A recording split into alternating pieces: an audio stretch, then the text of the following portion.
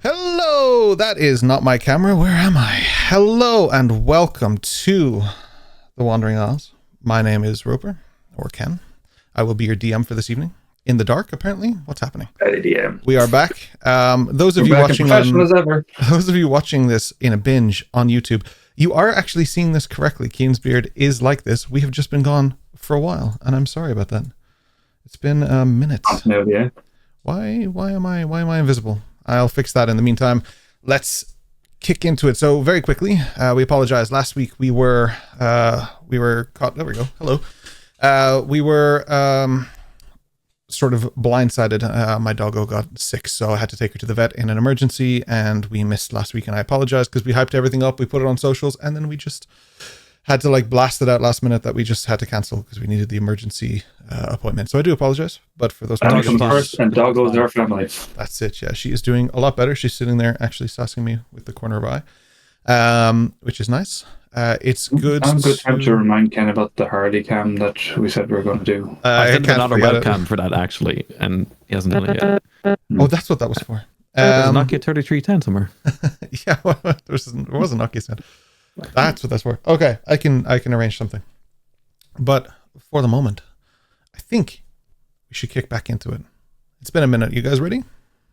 Yes. Hell yeah. I forgot to introduce you. It's been too long. Multi-pass. But yeah, those of you watching on YouTube, Keen does have a beard again. Don't keep flicking through. You're on the right number. You're on the right episode. It's just been a minute.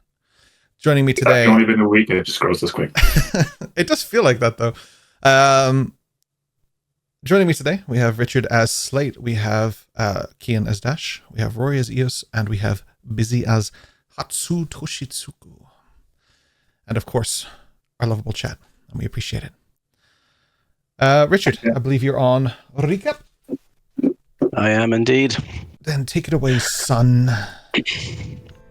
So our party of adventurers had left the Arcanum. We were tasked with a mission from Remington. We headed out in search of an old ally, a werewolf, secretly living somewhere in snowy Broadadere. Broadadere is a dock town, built around a huge fishing industry, around a huge mysterious mountain and a never-ending lake.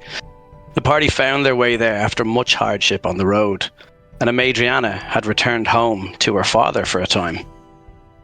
The party talked their way in through the city gates, past the guards, and they took up residence in a dilapidated tavern, which we begun to improve and repair and try and make better.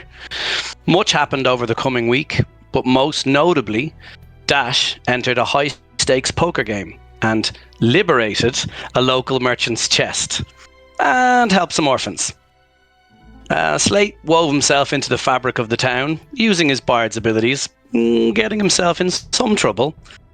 But as the evening was drawing to a close, Dash saw a child he thought he recognized. Dash and the party followed them into what it turned out to be some kind of ambush. The local syndicate wanted to talk to Slate. They were cornered. And as we return, we find Slate there, but not as himself, and the tense standoff continues on the next episode of The Wandering Isles. Now we just kick into Foo Fighters. One of these things is not like the others. Hell yeah. Let's someone get that edit on TikTok or something, please. Yeah, right. So it was Dash's fault. I was right. Facts. I love that, behind the scenes, I just need to say very quickly, there was a lot of sass towards Dash and whose fault it was and everything. And then we were about to start last week and there was so much sass. And then we stopped for the week and there was more sass in that 1 week gap towards Dash than there was at any point before that. It was nuts. It's like that 1 week break just really ignited people. There's a lot of sass in general. So, that's right. Yeah. Thank you, Shaq. Yeah, thank you, Shaq. That's right. But for the moment, we find ourselves in the snowy streets of Broadadere. You are surrounded by members of the syndicate, of a syndicate, I should say. I believe you were voluntold to follow.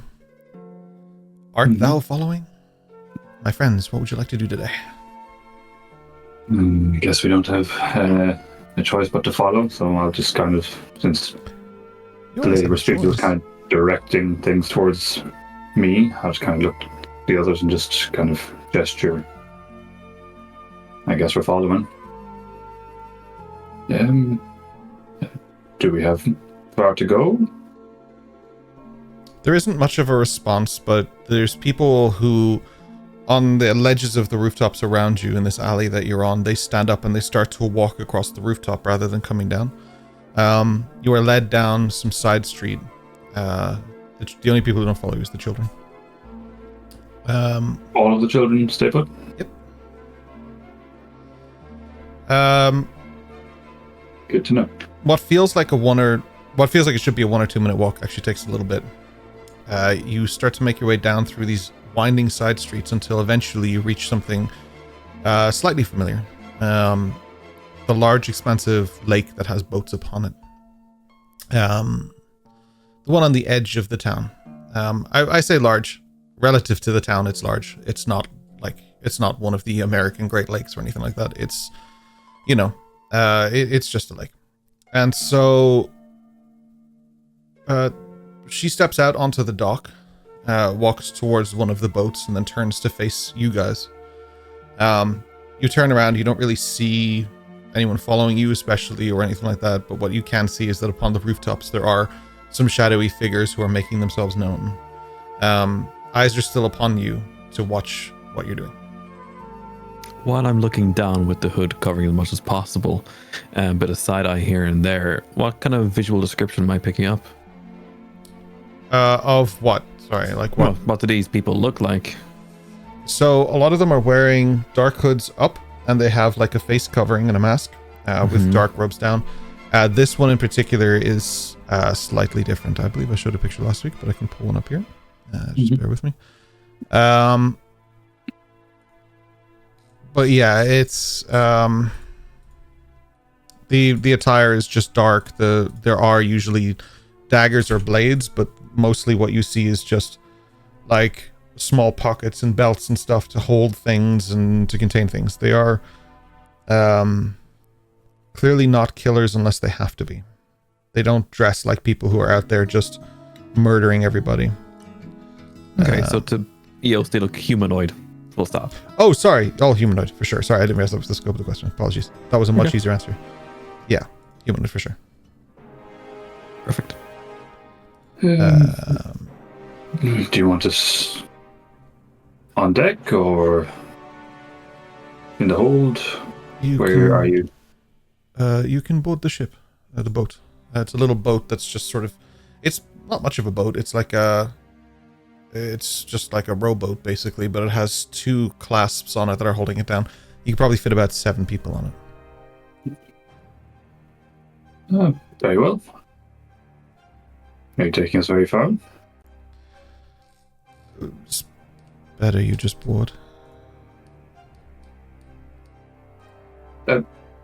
Just one query before we do. You consider yourselves the guardians of those children? Yes. Good, then you have my respect. Very well, and I'll get onto the boat. And just gesture at the others to follow.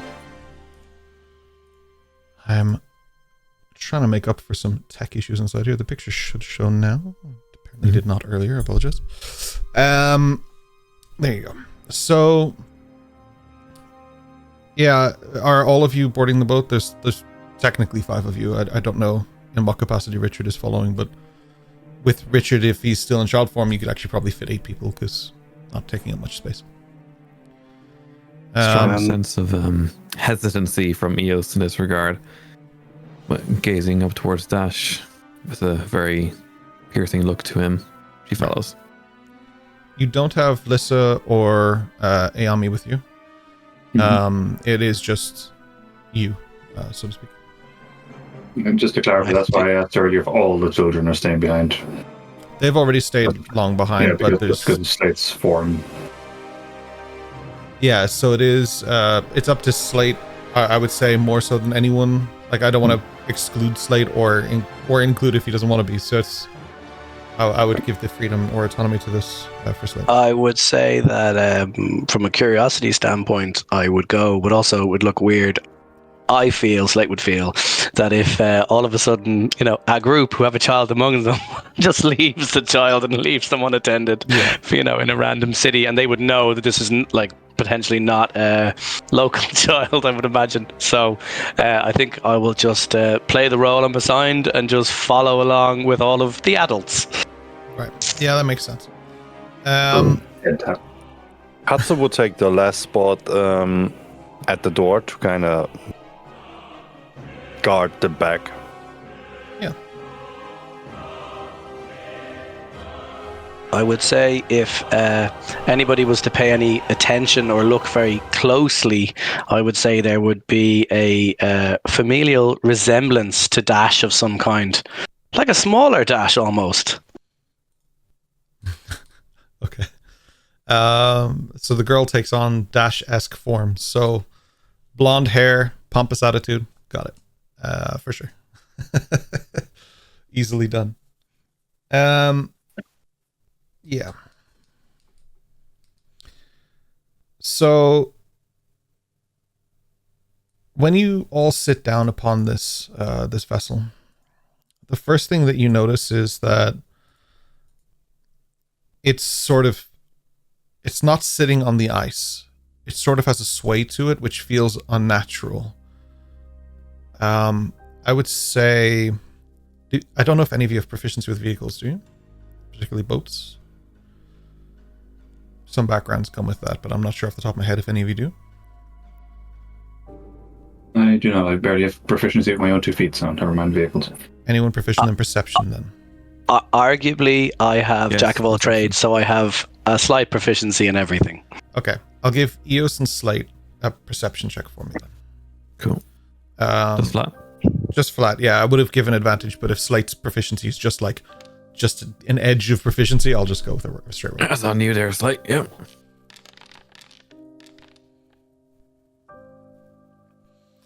So, I mean, 16. Probably slightly obvious from my words, but a bit strange for your characters. There's no water beneath this. It is hanging there like a girder at a construction site. It's got a sway to it. It's not going like crazy, but there's just a slight sway, something that you pick up on as you enter. There's nothing beneath this boat. Can I just clarify, when you say nothing beneath this boat, is this as in like a sheer drop, nothing beneath this boat, or as in the boat doesn't feel like it's making contact with a surface below? It's not making contact with a surface below, but whether or not there's a sheer drop would be difficult to discern because you can't see anything. Perfect. I definitely, as small children do, want to go to the edge and put my waist on the edge and almost fall over having a look over the side, as children do. When you reach down, it's quite strange because if you were to touch, like, this is an ice lake, like, so it's a frozen lake, but if you were to put your hand down, it certainly feels like ice below you. It's cold, and there's that weird feeling of when you lift your hand off it that it almost feels like it'll get stuck for a second there. There's like, it's definitely a bit strange, yeah.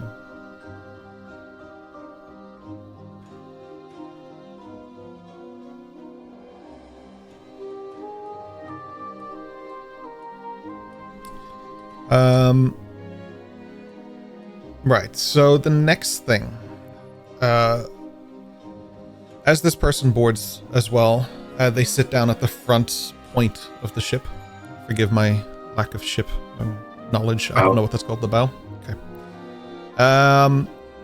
As they sit on the bow of the ship, I say ship, it's a boat. It's a small boat, it's not like a massive vessel.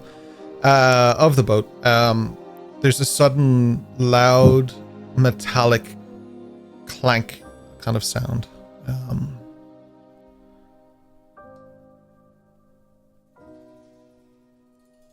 I'm just trying to act like this is all perfectly normal and expected, and just sit keeping my eyes on her.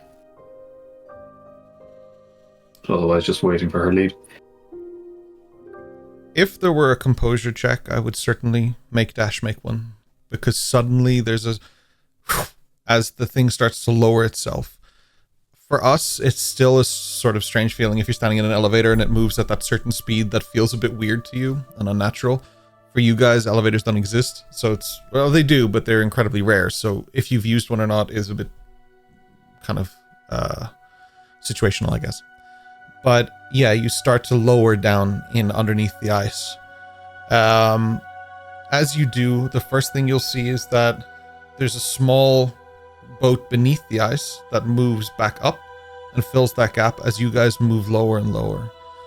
The thing that's moving you is on the edges of where the ice would have been. You are on some sort of pulley system that is moving you lower. What's a bit bizarre or strange might be that it seems to be automated. Whatever the trigger was, certainly wasn't picked up on.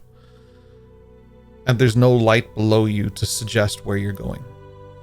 It just keeps moving lower and lower. Eos feels very disappointed very quickly. She thought it was something else. An airship? I have abolished airships from all my games. Why?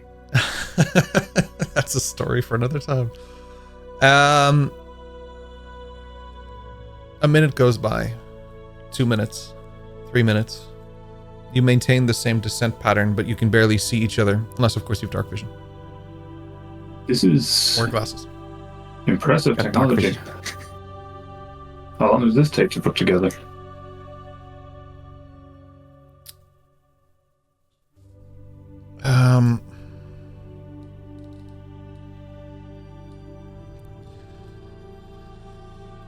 Just a slight exhale of like, it took a while.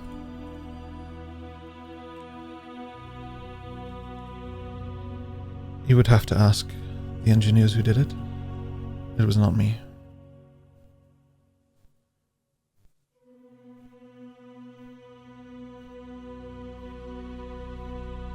Fair enough. As it's a small boat, I'm going to, because I can't see in the dark at all, so I am going to fumble my way over to the voice of Uncle Dash who is talking. No worries. It's not a Hey, super kiddo. complicated journey. You okay? I know you're a bit scared of the dark. You doing okay? Again. I think we'll wait till we get to the bottom first. Eos is going on a little wander around the ship. She wants to see how the ship is being held onto these pulleys. She wants to see how this mechanism actually works. I misspoke with ship. It's really mostly like a larger kind of rowboat. There's 7 seats on it. It's not like So substantial she's vessel. It's sitting and just kind of... Yeah, you're looking around though. You're taking it in. It's hard to see the pulley system, but you can definitely see a series of ropes. It's not just one rope holding onto the boat on either side. It's like a mechanism and a system. Like I'm sure somebody skilled enough at Minecraft or Redstone could make something like this. It's something that's just going. The sound of the town above is certainly gone. Mostly you hear the whistles of wind and it's still cold, but it's actually, oddly enough, getting warmer. Are you going to give us your name, or we just wait?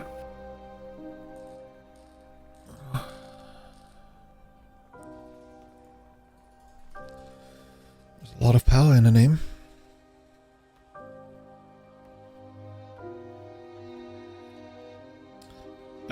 Dash, can you see in the dark at the moment? I have my glasses. I don't think I have them equipped currently. No, I do. I have them equipped, so yes, I can. I'll give this information to you, though, because you're making communication with this person, but I'll say that anyone else who kind of looks that way would pick up on this as well. Hatsu probably, because you take everything in, it would make sense that you see this too. The pupils of her eyes are just round, massively round and silver, and that's it. There's when she was on the surface, they were normal pupils, normal eyes, but now that she's in the dark, there's just this shine to it, this tint. I would almost say akin to Riddick in the movies, Chronicles of Riddick movies, like that kind of sheen to it, you know. Good movie. Great movie. In what sense do you assign power to your name? can do a great many things with a name. Information is a valuable thing. How do I know I can trust you with something so special? As I said, you have my respect for looking after those children in the town. I will not do you the disservice of giving you the false name I've travelled under. My name is Dash. I thought you were going to make up a name and be like Dash Weidman or something like that. Like, it's just something completely different. Obviously in the open, man. You should probably mention as well that you were sent from the Arcanum.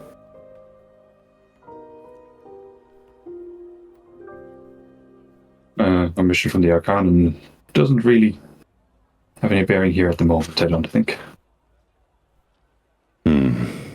So you might think.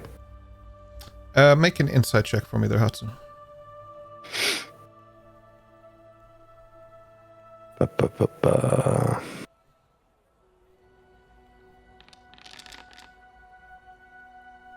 19? 19. There certainly was a look of recognition. Like almost the slightest quiver of a smirk that, like, unless you were a human lie detector, you wouldn't even pick up on. But there's just something there that she was masking that was like a note of recognition. We've traveled back to the 90s. Whichever of you is not hearing that sound, move your phone away. Yeah, there's a Nokia 3310 somewhere. It's Kian. I can see from the lack of recognition of his face. Yeah, so there is a note of recognition in her face, though, about the Arcana. Sure. As he picks up on that, he would go, well, I guess the name Maleficum also carries some power.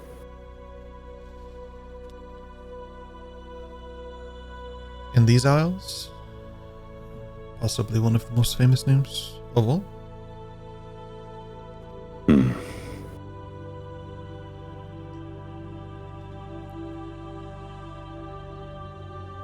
You can tell, talking to her, that the power of information is important. So she seems less interested by the famous name than she does by the mundane. She likes to gather things and gather information and gather facts, and that's what she's doing. She's not giving anything, but she's letting you guys talk and give to her, and that's the game she's playing. It's not even a super secretive game. It's not something that she's trying to hide, but it is certainly something that's present and there. Yeah. Well, may I ask you something other than your name, maybe? She just nods.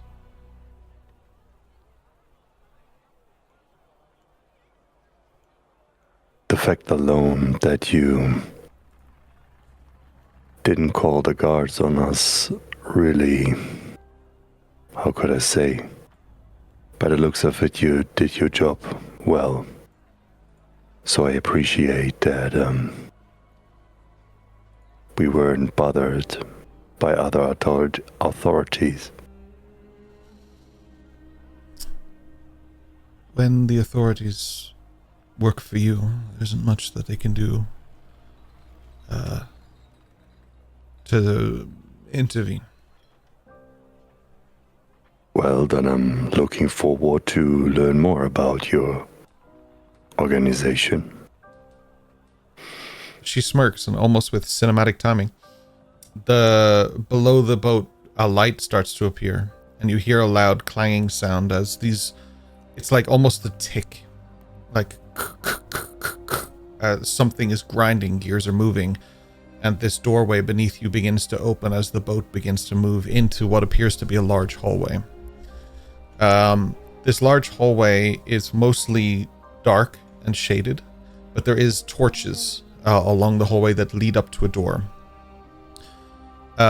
It's kind of a little bit slower and slower, and then there's like as it locks in place, and then she just slides off the edge of the bow, I remembered, and she starts wandering down the hallway.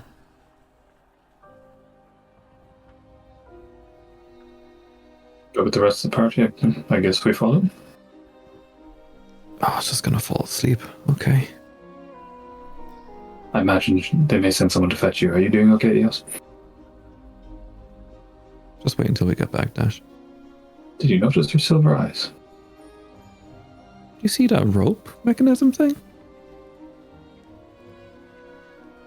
Like the... You know they can still hear you, right? I assume they're listening to every word we're saying. Absolutely. I guess let's just follow for now. After you, sir. He's gonna take the last space to kind of guard the back as he did before. Sticking to the middle. In the background, you can hear this, like, deep in the walls, this kind of grinding sound, and it's continuous. It's not stopping. It keeps going, and it's persistent beyond the stopping of what the boat was doing. There's clearly something large and what I would describe to you as mechanical here. The characters, however, may have a different interpretation of what that is. I would let you guys decide how you feel about it. But you do begin to wander down the hallway, I assume. Absolutely. I'm going to skip to the front behind the nice boat lady. Mm-hmm. Dare you try hold her hand? You also Done. be Definitely got to go up. Just try and grab the edge of a fingertip, the front of the hand. What might be a surprise to you is that she would hold it back in an air of trying to give you confidence and security here. Excellent. I'm just going to be really comfortable and genuinely walk along. As you guys walk along, you come up to these big doors. They're not your typical door. Rather than opening, they slide inward as you step forward into a giant chasm that is filled with people in different capacities. There are people talking, people laughing, and people working and doing things. There are so many rooms here that it's crazy. You can see hallways upon hallways of just different, we'll call it divisions, of people doing Are they all things. human? They're all human, so far. Is there any looks being drawn in Eos's direction? No, but she, out of all of you, probably fits in the most with the hood up and the mask on. Like, that's what they're all kind of wearing. So for her, this is probably an environment she would fit well into. Hatsu as well. But this is something that is definitely... there'd be more keeping an eye on you guys. And maybe the kid might be a bit strange, but not too out there.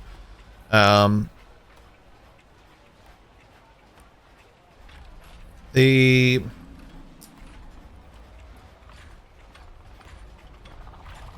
woman stops walking at a door that's there. It's a rather large one, which has a sort of post that's coming out of it with something hanging down, but the symbol doesn't make sense to any of you. But you do hear sort of laughing and stuff coming from inside, and anyone who creeps around might notice that it is what would most likely be a tavern for this place. This place itself is almost bigger than Broadadir is above. This is a large, large place. Like, think of it of a hybrid of like the Mines of Moria, but with something more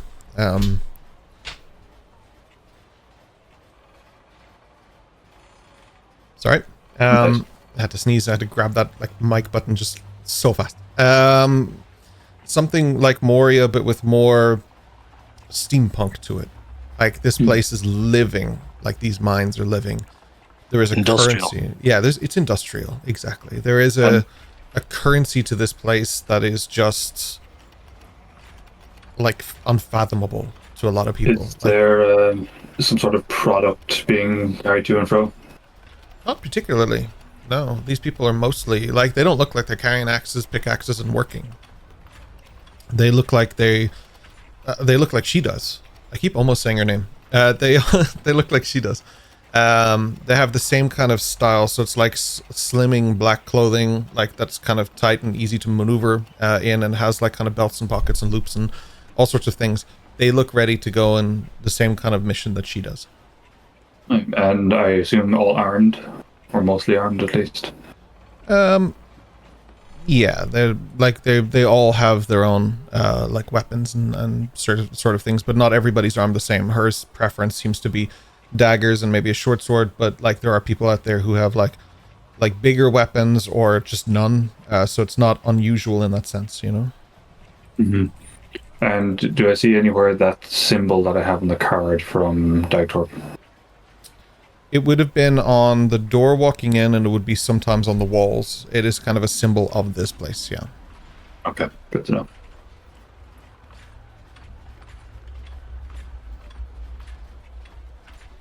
Right. I'm going to, kind of for a change, shut the fuck up and just follow. You can do that. I can, surprisingly. Choose not to. So when she gestures for you guys to go in, there are people in there that are kind of closer to the door that are sitting and kind of talking and stuff. And there are tables on either side of the door, but straight ahead of you at the top appears to be what would be almost akin to a bar, but it looks really, really polished and pristine. The surface of it is almost like dark obsidian stone. Like this place is not made of like wood and typical things you'd find like that. It's mostly stone and metal and that kind of thing, but there's a warmth to it that's really kind of unlike anything you've seen. As you, if you're entering, nobody really takes notice of you. The tables are kind of full. People are talking, they're eating, they're drinking, they're chilling. They could be on lunch break. It looks kind of like a canteen in that sense as well. But as you approach up, there is someone, like a body of someone just sitting at the bar, hood up, just kind of sitting dead center.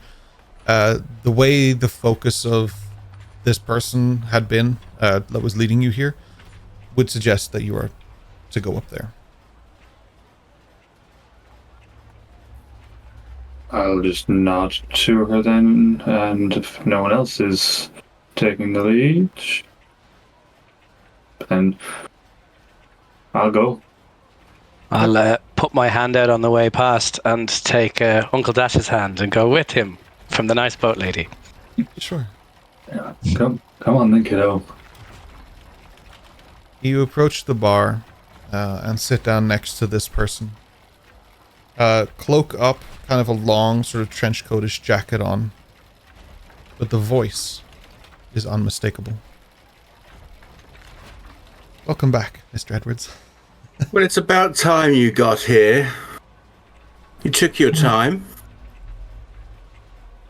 Wondering when we'd see you. I hope my friends saw you in nicely. I mean, did you instruct them to be as cryptic as fuck? No, that's just their nature. You should know this by now, Dash. But it's very annoying. Trying to make conversation and get nothing. Oh, In Slate's voice as a little girl. What the fuck? It's nice to see you too, my friend. Would you guys like a drink? yes, many. Only if you're going to tell us where you've been. That's a conversation for a different place. Can I get 5 whiskeys and a water with a straw, please, for my friend at the end, pointing towards Hatsu. They very quickly respond to that, line up your order, get everything absolutely correct. Surprised to be handing whiskey to a child. They... I'd like to ask the server if he's having water, can I have his whiskey? And point to Hatsu. I think that's what Amaedrianna was saying, was that the water was actually for Hatsu. And I'm going down the road of, if it's supposed to be a whiskey for everyone, I'd like 2. As a child, I'd like to have what he should have had. I'll have his. In other words, you have it, I'll take it. You know, just... The barkeep would glance towards Amaedrianna. Legal agent Dagtorp, don't worry about it. One will do for now. They nod and they put the one down and then they step back and they just face away from you. They're intentionally not giving you any focus. Yeah, but you all have whatever drink it is you'd like. Yeah. Yeah, whiskey sounds good. Tell me. Obviously not in detail, considering the company. How did you get on with that friend of ours? The one with the fiery personality? Poorly. Oh. Very Well, poorly. you're all here, so I'm guessing not too poorly. They're still there. We're here. They're there. It's a thing. Right. We're almost not here. It fled, I would say. To be honest, I thought you were going to be the other person we were supposed to meet. Ah. Yes, that's not here. So what is here? Well, this fabulous place. A place where you're safe for now. Safe to, and I kind of point to my form. Safe to, I would know that he would be okay here, right? Nobody's gonna mess with you, Ryan. You're fine. Yeah, that's what I figured. Do what you need to, Slate. I'll stay as I am for now, but it's just good to know that piece of information. And I whispered that to him, by the way. Yeah. That was not loud at all that I said that. I want to say pointedly and quietly to Amaedrianna, is this a family business here? Also, I don't know what you're talking about. And be careful with what names you throw around, okay? I'll take that as a yes.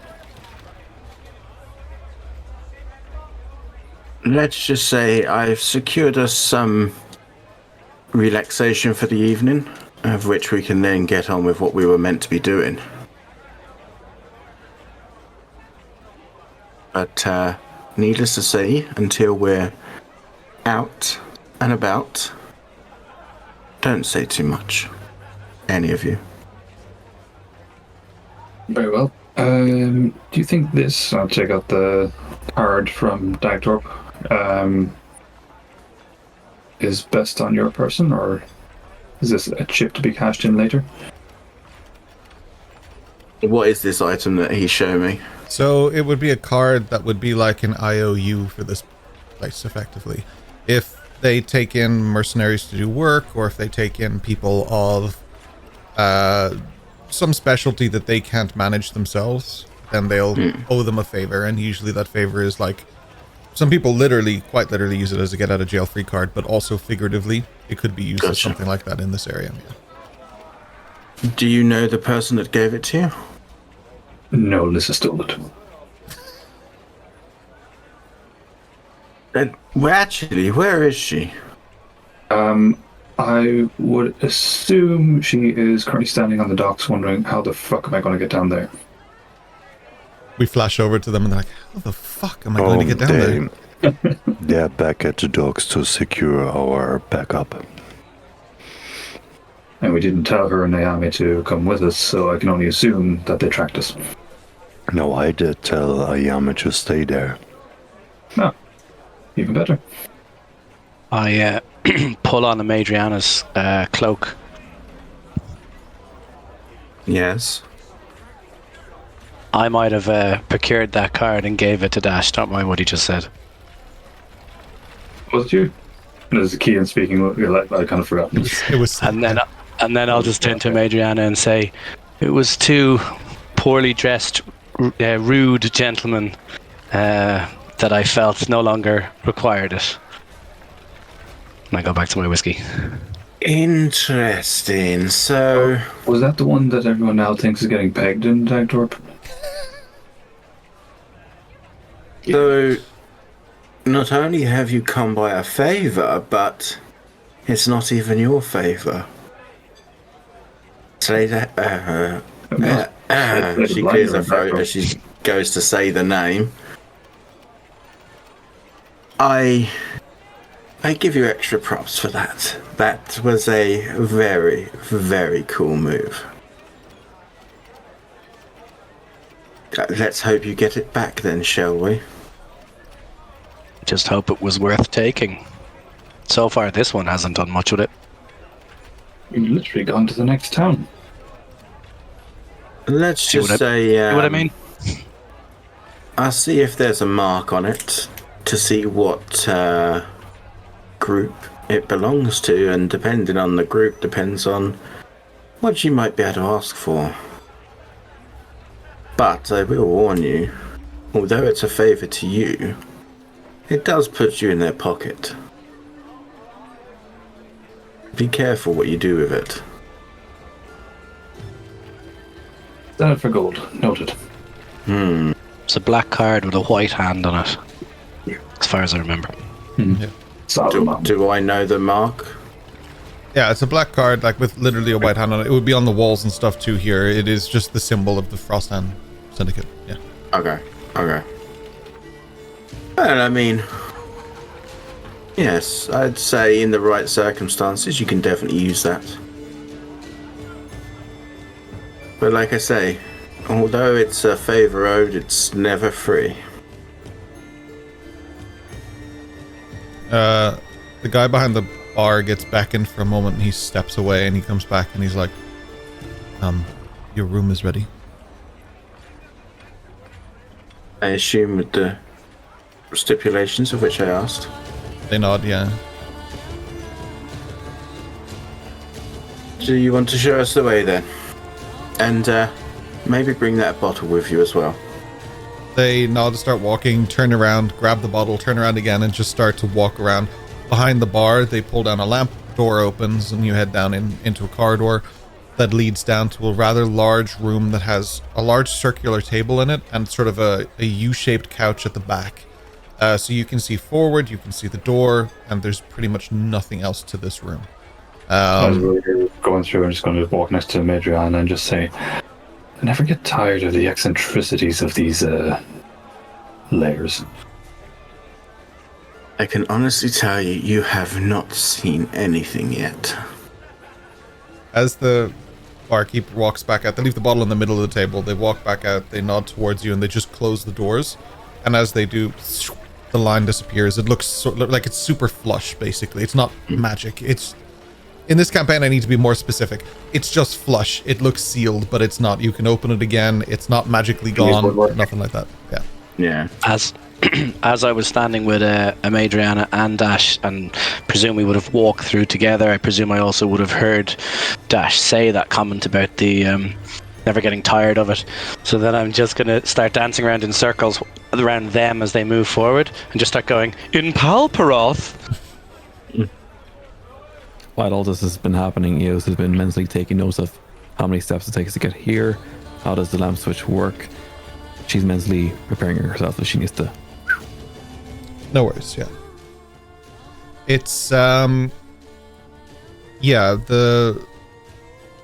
I'll say you know it, because I don't want to give you an exact measurement, because it would take me too long to sit here and quantify that in my brain. But I will, I will just say that it's, like, something that you have taken specific note of and you're tracking, yeah. Once the door seals shut, Amaedrianna will take a second to go to each of them and give them a hug and be like, I'm glad to see you got through everything you did. Come and sit down. Now we can speak more freely here, but I still wouldn't be saying any particulars, if you know what I mean. Noted. So, you dealt with the creature? No. What happened? Big explosion. Two of us pointing to Slate. Almost died. Orla got very pissed off. Then she got drunk. And now we're here. Did you end on okay terms with her, or did you... I'm not sure if anyone would ever end on okay terms with her, to be perfectly honest, but given the circumstances, I think we gained a little bit of trust. I mean, she didn't stab us, so that's a win. We also recovered a body from some ice that we helped bring back. She seemed upset that we found it, but pleased that we helped return it, so there's that. Was that the one in the lake? Mm-hmm. Yes, I remember. Well, we've gone from animosity to neutrality with her, I guess.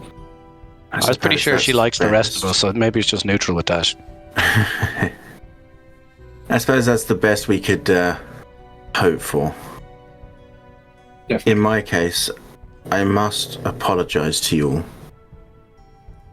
I understand that my timing wasn't great, but truthfully, the only reason I could ever see what happened to happen would be if it was to do with someone that I care about. I didn't realize what it was for.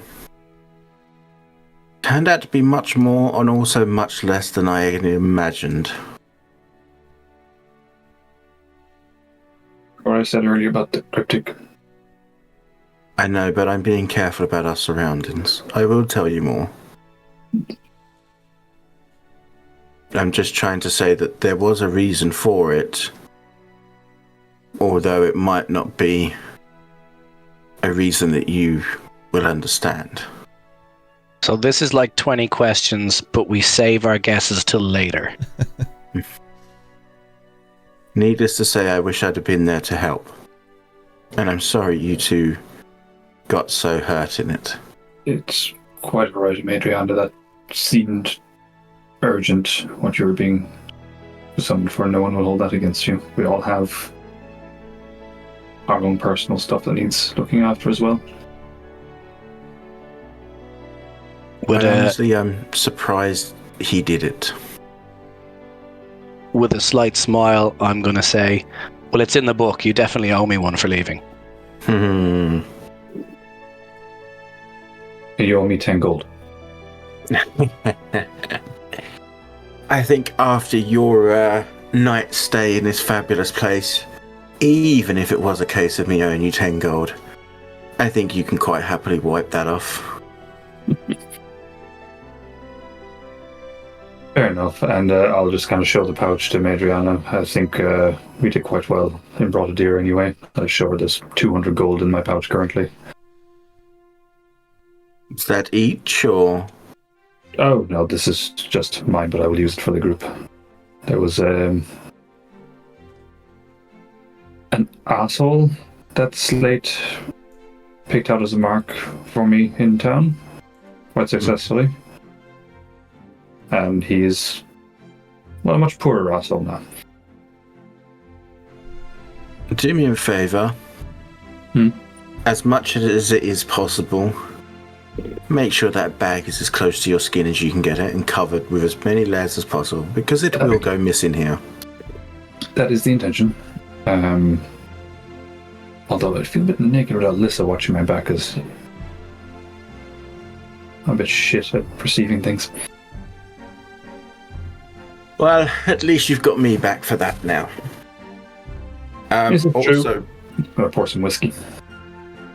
Also, while this has been happening, Roper, I want to have been scouting around the room, and I'm essentially looking for any kind of forms of listening, magical viewing devices, anything that could be possibly keeping a track of what we're doing or saying in there.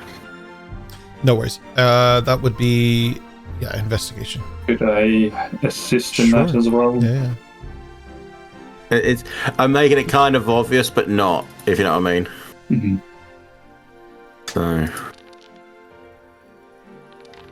Oh, first roll of the new year, and it is a 16. At some point, I'll figure all these buttons out. For a 23 total, yeah. 23 total and a 16.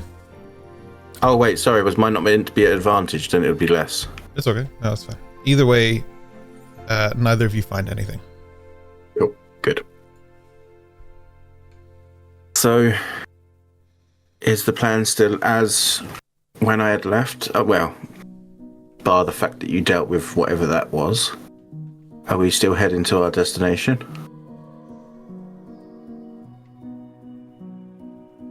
I think so.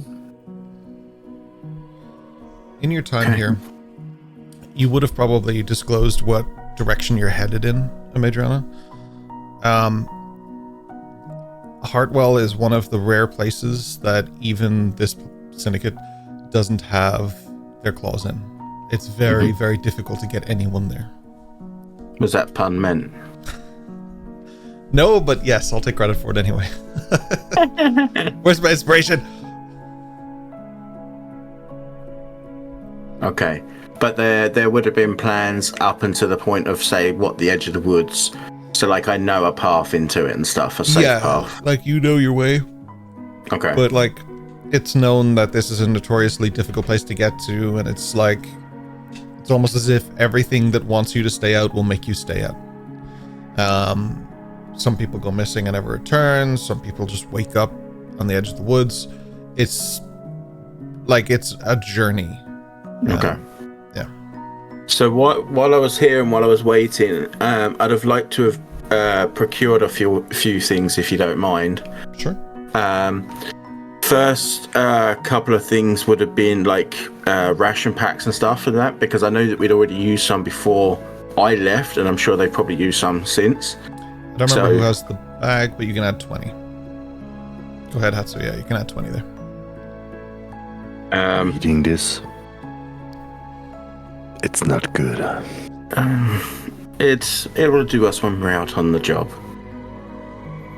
It's just those like muesli bars that you can get in Lidl or something. Like, it's like, that's all a ration is in my head. Yeah. And then the other thing I wanted to have procured is a proper sled or sledge for Slate. Like one that's like proper built, not just made out of wood like the ones that we'd made before. Right. So something with proper ski trails and stuff, like, so it would actually sit on top of the snow rather than digging in it like R1 did at sometimes. Okay. So like a proper, yeah. Like store-bought versus DIY. Exactly, yeah. There's this proper polished skis rather than just planks of wood that we've roughly hewn kind of thing. Because I'll forget when we get to that point, but like on your way out, that's something they'll give you, so you're not just carrying it around, but you have access to it, that's fine, yeah. But yeah, this is all stuff that I've asked for things to be put together ready for when we head, we're heading out sort of thing.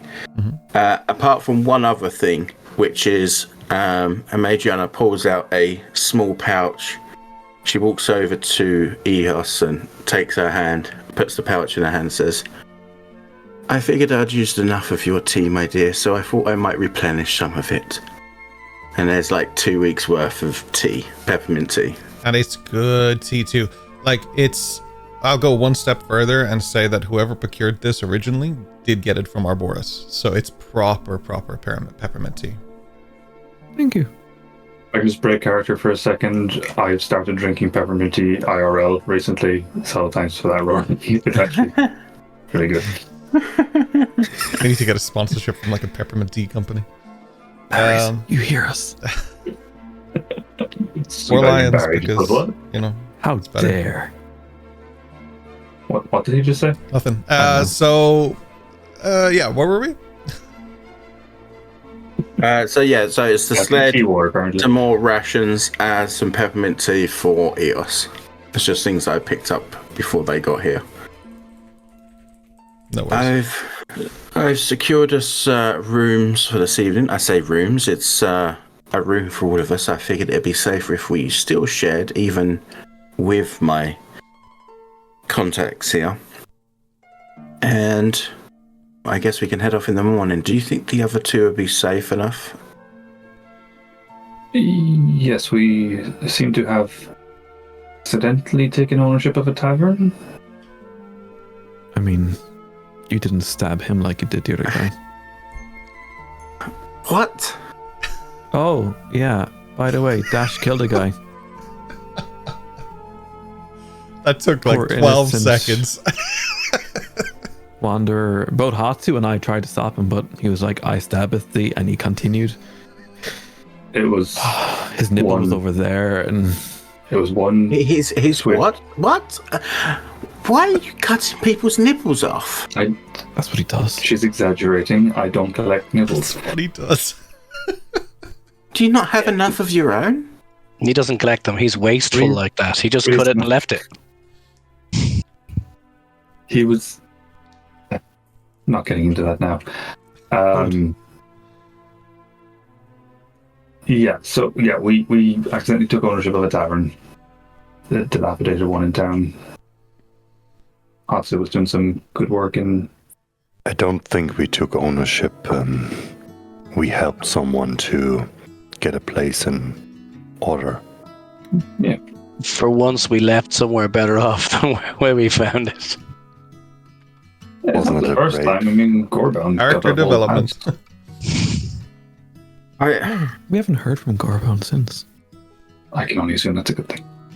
And I don't think he can write. Imagine the size of the pen you'd need. It's the whole tree. Yeah, it's just a tree with a great big charcoal bit in the middle. The courier comes with a backpack and there's just a giant envelope strapped to it as he like walks along with like just Giant stone tablet. He just folds it up and uses that as the bow. Yeah. Paper airplane. Gorbound through, and it's just going. It's just the courier like hanging on for dear life. Telegram. So you guys have the freedom and the run of this place. It has a little bit of everything if you're looking for something specific, but it would be on the normal side of things. Like you're not going to find a +3 super mega dragon slayer here or something like that, but maybe one day. Is there anything you guys require before we head out tomorrow morning? Are you good with your components and things, Eos? I didn't expect a tea. I meant more your conjurings. I'll Whether worry you about need that. anything. Okay. And Slate? I'm gonna sit on the floor with my legs in a big V and just upend my bag, and it's like crowbar, hammer, all the stuff just starts falling out, and I'm just doing a quick inventory of what I have. What? I guess you're okay. Hatsu, I'm not sure what you make your food out of, so if you tell me, I'll make sure it's brought to you so you can prepare your meals. I really appreciate it, but I think I'm fine. Okay. Kind of got used to these type of food. The But rations? there's one thing I would ask for, because you left quite an impression on these people here, I guess.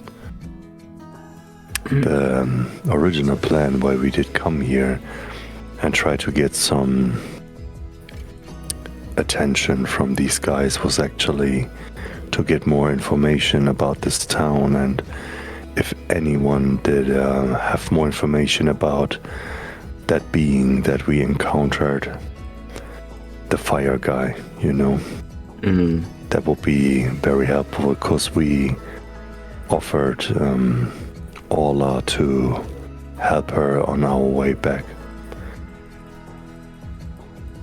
Okay.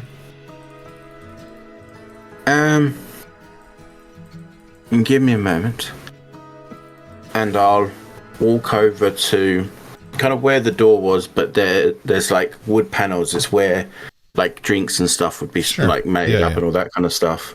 Be in this kind of a room, and maybe Dash would understand this. I can't remember because it's been a while. But essentially, while she's fixing herself a drink, she's going to be tapping on the wood, knowing that that's being picked up. Yep. Pick it up too. And basically just asking for information on these aberrations that have been happening, these creatures, these things that have been happening around Dagfort. And I'll mention fire creature specifically. Okay. Yeah, it'll take a while, but someone will probably. You'll get a response basically of tapping through the walls themselves, but the tap is basically just confirming that they've received your request, and they'll come back to you. Yeah. Perfect. After reviewing the contents of my bag, I'm going to ask Amaedrianna, is there any way we can get some herbs, spices, anything I can, kind of whip together with these rations? Well, I mean, that actually sounds pretty nice, rather than this bland crap that we have to eat. I tell you what, in the morning before we leave, I'll get you access to the chef's. I don't know what you'd call it. Their pantry, I guess. I'll get you access to the pantry, and you can have a look and pick some stuff yourself. How about that? Yeah, perfect. And all I'm looking for, DM, is going to be anything that would keep. So, like herbs and spices, or if you get fresh ingredients and you dry them or you put them in a book, or that type of way, so they keep for longer, and then I can grind them up or mill them or whatever, and then sprinkle them into bits and pieces, whatever it is that would be common, like your salt and pepper or whatever it is they have that I could take that wouldn't spoil, that would for a time at least be able to be interspersed with meals to make sprigs of rosemary, that kind of stuff. Yeah, whatever's local, whatever's common, whatever, nothing particularly fancy or expensive, just whatever is there that is available. So, that'd be something she'd sort out in the morning, because she'd probably be up before the rest of the guys would be anyway. So that's something I'll sort out with whoever I need to basically give him access to the pantry to grab some materials, if that's okay. Mm-hmm. I presume, Amaedrianna, we're not confined to these quarters here? No, you're free to go around and stuff. I would err cautioned as to where you stick your nose, but... Oh, of course, I'm just considering maybe just casual stroll places. It looks interesting. What is it they do here? It's just a point to note that Dash has it is using his accent at the moment as well. Amaedrianna would probably note that. This would be the best way I could describe this place is logistical. They take something from one place, bring it here, store it until it needs to go somewhere else. But that being said, there are things here that are purchasable, things that can be bargained, bartered for. Depends what you're after, really. I wonder if I could upgrade my daggers. I actually know of an armor smith and a blacksmith. Actually, not too far from here. Should we take a walk later? I'm happy to, absolutely. Do any of you need to or want to go and have a look around? Always. Eos is visually just like I'm good. She's good. Would you like me I feel like to... you've been trying to get a good sleep for like a week now. Yeah. Thanks, Dad. You should also look for like old mans that can't defend themselves to practice your daggers. Very good idea. I think I might do that. Well, if you wish to stay at the quarters of the Eos, I'm sure you'll be happy to know that there is a large bath within the room. I'm sure you'll be able to relax yourself for a little while. You can see her posture returns to her normal self. It really is you. Okay. Yes, it's me. And you get that little flash of the light under the eyes. Oh yeah, nice. So, let me see you up to your room. If you guys would like to wait, and Hatsu, are you coming for a wander? Oh, happy to join you on. Okay, then you gentlemen rest here for now, and I'll bring Eos up and I'll be back to you. So that's what I'll do, Robar. I'll take Eos up to the room and get her settled, and then head back down to them. So it's with them for now. No worries. It's not far to go to where what is effectively an apartment for you guys. It's built in, again, the same materials. I'll try this again with actual real English words. Again, here we go. It's made with materials that are akin to what is being used in the bar. So it's a lot of like stones and metals and stuff, but somehow it's still kind of comfortable. It's not industrial in that sense where it's like an uncomfortable nature. It's just different. The stones that you're using are very smooth and very nice. The place is tiled, things like that. The way it works, I guess, when you bring her in, is that Eos, for you, this is a grand-sized apartment. This is bigger than the bookstore. This is like a huge place. It has room for all of you. It's a really nice place. It's all kitted out. It has a place to cook, a place to relax. Like whatever you need is kind of here for a... Just think of it as a nice Airbnb. Let's go with that. That's comped, which is nicer. Eos will immediately just find a corner. Put some pillows down. That's her corner. That's her. And she just bows. She's so grateful to see Amaedrianna. She's grateful that this is safe and she is truly Amaedrianna, because to this point, Eos assumed this was some kind of a setup or something. Yeah. Some of the things that Eos can find over her time here. There is a shower, which is really nice, and a bath. Like, there are ways to get clean that are more extravagant than what you would normally have, like when you're in like an inn or something, like where you just use a giant basin with yourself in it.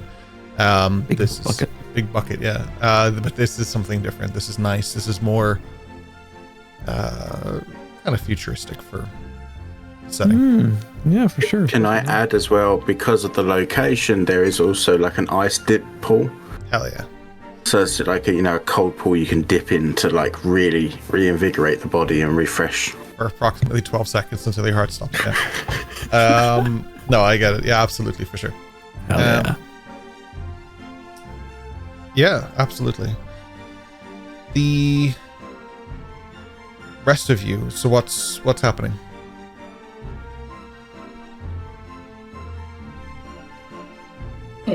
Just waiting for Amaedrianna, I guess. Same. Going for the stroll. Yeah, just sipping whiskey while waiting. I'm sitting beside Dash at the bar, practicing in my forgery kit, and if he was to look, he would see it's penmanship of his handwriting. You'd be better off. Hatsu would Practicing still stay deckers. in the room. Okay.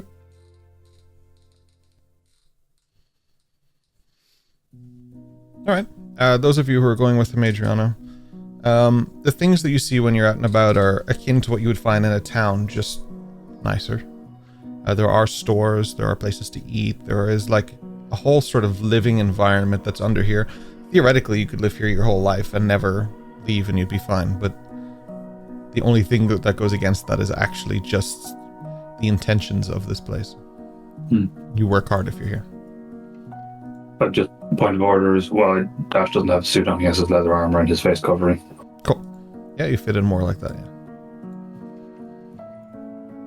So lead him down to the blacksmiths and walk him in and a good day. My friend here is looking to possibly procure some new daggers.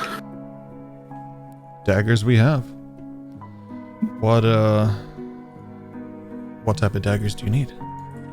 Oh, well, I'll show you what I'm working with currently. He takes out the two from his forearm holsters and just shows them to him. They're basic, run-of-the-mill, quite, again, something Amaedrianna and probably Hatsu would pick up on is that it's very kind of, Made. I guess it's cheap, like rudimentary, not like... Without being insulting, these are shit. They do the job. They've got me out of a lot of tight spots, but I figure may as well have a look and see if there's anything a little bit If that's the case, then you might be the most skilled person down here. These are... It's more tetanus kills than blade kills. That I understand, yeah. Look, if you don't have poison, then may as well use bacteria, I guess. He like holds it up and he like puts it against the piece of paper and he moves the dagger down and it like cuts the paper, but it like rips it. It's kind of jagged and yeah, it's not a clean cut. I mean, I can sharpen these. Or he picks it up like this and he just hands it over the bin. And he's like, or. Well, that depends on what you have for sale, because I'm, if what you have is out of my pricing range, I may need to hold on to them. For the purposes of this, and because of the way this campaign works, +1s, +2s, +3s are a lot rarer and a lot more difficult to obtain. It's not something that's as easy as that, finding a variation of a sword or a magical sword or these kind of things.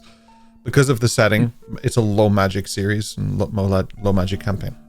I'll tell you, out of character, what I'm looking for is to get something more aesthetically pleasing. That's what I was about to say. The most you'll probably get out of this is the type of aesthetic that you're looking for. Mm-hmm.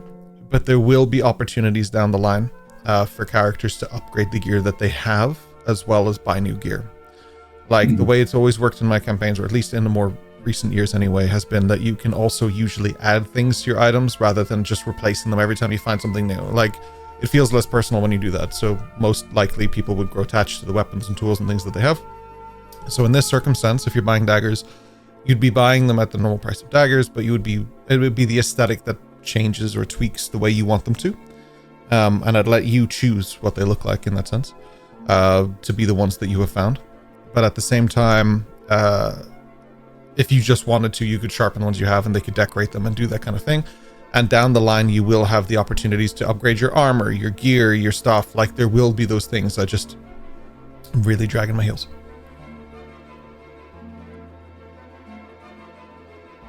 Yeah.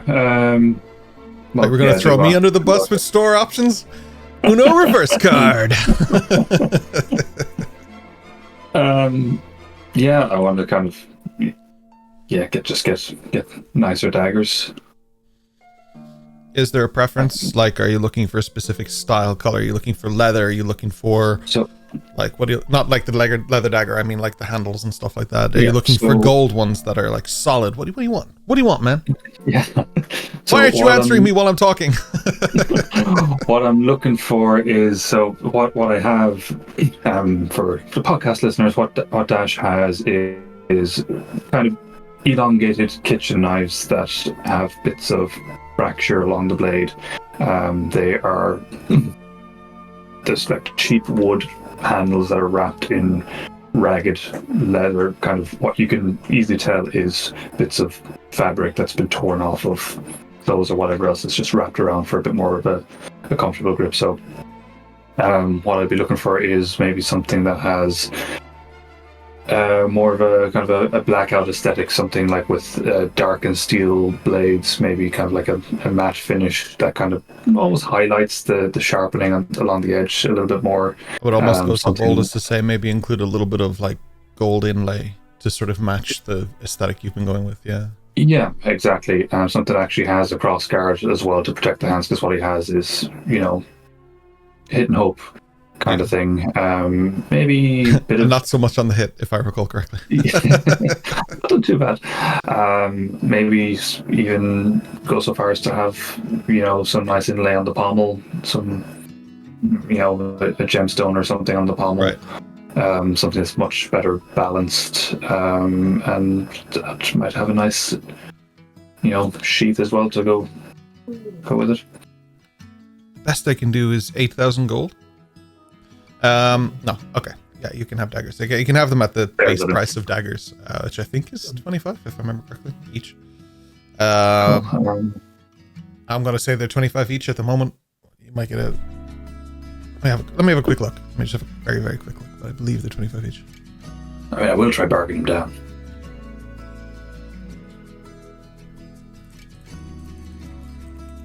down. You guys bant above yourself amongst yourselves while he goes and looks in the back. While he's doing that, I'm going to be looking around as well anyway. I'm especially looking behind the guy, like at his actual workbench and stuff, to see if there's any telltale weapons. Because each of the groups I'm aware of have their own style of weapon. Yeah. Working on anything in particular for any particular group. Yeah. I mean, it's not so much a thing of like a telltale weapon or something like that, where like, okay, this is what the group is like. This kind of like, it's not like he's making something for your faction or for his or theirs. More like he just makes things and people like the things that he's made, I suppose. Right. Okay. That would more be like what this place is about. Okay.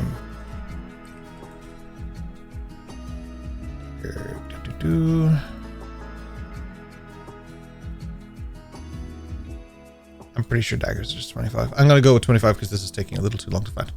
So I'll go with 25 each. Okay. Okay. I barter them down to 20 each. You can try. You did not successfully barter him down. You can't just tell me you bartered him down. That's not how this works. But yeah, you could definitely roll for persuasion. I would absolutely like to go up to Uncle Dash and start trying to help and be really cute and, you know, say, please, pretty please, and be very persuasive and assist. I am very much I'll give advantage, proficient. Oh yeah, you're still a child form, aren't you? Might never leave child form. This is like working very well for him. What I want to do is the equivalent of, you know, when a small child asks to pay, where the adult gives them the money and they give it to the cashier. It's that kind of a thing. Just give him one gold. Got it. So I'll just be like, yeah, okay. Well, look, this is all I have at the moment, and just can slate 40 gold to hand over. It's an 18 on persuasion. Let me see the order of the rolls. 1 sec. Yeah, he's willing to do it. Not overly like sold on the idea, but Mini Slate is definitely selling it more. Like there is a like he wasn't gonna go for it, but then like this chinky kid thing just looks like Dash for some reason, but smaller. I convinced him. Yeah. I have a weird context in my head. I just think it's small Dash with like long hair, and that's all it is to me, and I can't get that out of my head. So it's like with a man's face. Yeah, like a full-grown man's face. Like yeah, it's a bit unnerving. Yeah. Child. While he's humming and hawing over the sale and the reduction, you know, I'm going to be going, you know, with these knives, we can cut food and we can go hunting and we can do this and we can do that and we're going to do this and can I hold them and all this type of stuff, you know? Maybe I can teach you how to skin a deer. He comes out with this box and he places it down and he opens it and there's 2 daggers in it that look very practical but also ornate. So it's like a real kind of hybrid of the two. They're stunning. They look like... forgive me, I've forgotten the name, and I've been thinking about it for like 5 minutes. I forgot the name. I should have just Googled in the background, but the Japanese art of like breaking a dish, repairing it with the gold and stuff like that. Yes, that's called. But there is a word for that. There is, and it's a really cool word. But yeah, no, they're sort of. It looks kind of like that. So it's the symbolically kind of like about making something. Thank you. It's something new out of something like old and worn and used. These are recycled in a sense, and because of that they are a lower price, but they are absolutely stunning and they very fit with Dash's theme. So like everything that was described by yourself earlier that you were looking for. So kind of like a blackout blade with gold kind of veins going on. That's sick. It's perfect. Kintsugi, thank you, Chad. But yeah, like that kind of design on both. They were made together. They're like siblings to each other, like Harry Potter and Voldemort's one. I was just gonna say it. But like that, there's a phoenix feather in them both. It is just something special. And then they pick up your dagger and they just kind of don't want to touch it. They can't even salvage parts. It's still, you know, it's still steel. You can melt it down and turn it I'm into not a sure this is paperweight. steel. I'm pretty sure this is imitation steel.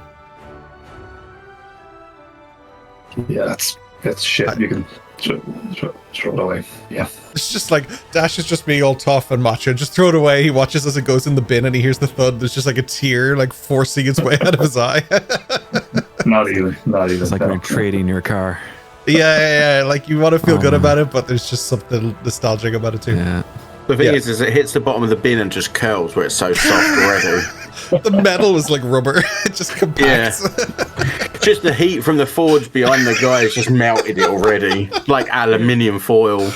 It really was butter. It's like it could have been cut with a butter knife. I like the idea that Dash has just been using playthings this whole time, and now he's going to be fucking unbelievable. And then child's plastic knives you get with the kitchen set. Oh, yeah. As you run your finger across one of them, Dash, you don't cut yourself necessarily. You're a professional, goddammit. But you do feel like you can shave your skin along with that. Like it's very, very fucking sharp. So I was just going to say, Kian actually does make knives. Yes. My instinct would be to literally just shave off a little bit of the forearm. Yeah. There is like a funny part to me that's just like you came in with these daggers, and I know you personally have made knives, so it's like actually funnier to me. It's a little inside thing for me. I like that. Yeah, basically. Now you have to go make these knives in real life. Yeah. Good luck. I'm going to try. Yeah, I'm going to have to think. Got to make some imagery for these bad boys now. Hell yeah. Rory's like. Rory has five different perfect images made already. He had it before we even discussed it somehow. Like he just thought of it. Yeah. So I mean, mission accomplished. You got a bit of a discount, a good discount to be fair, and these are very, very good. They wouldn't be something you would see the most professional people in the world use. They aren't that level, but they are something to work on and to strive towards, and also just fucking stunning, and they really fit your dynamic. So yeah. Wonderful. Thank you very much. Now, please get that little man child out of here. It's freaking me out.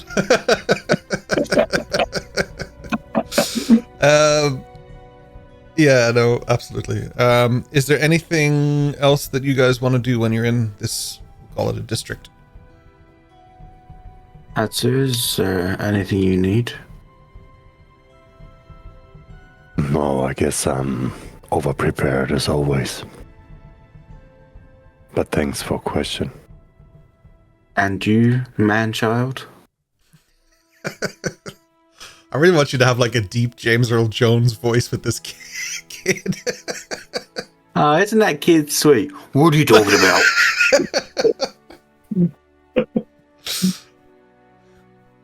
I love that it was just a sweet kid at the start of the session. Now it's some hybrid abomination. From afar, it could be. Slate could be up morphing close. slowly.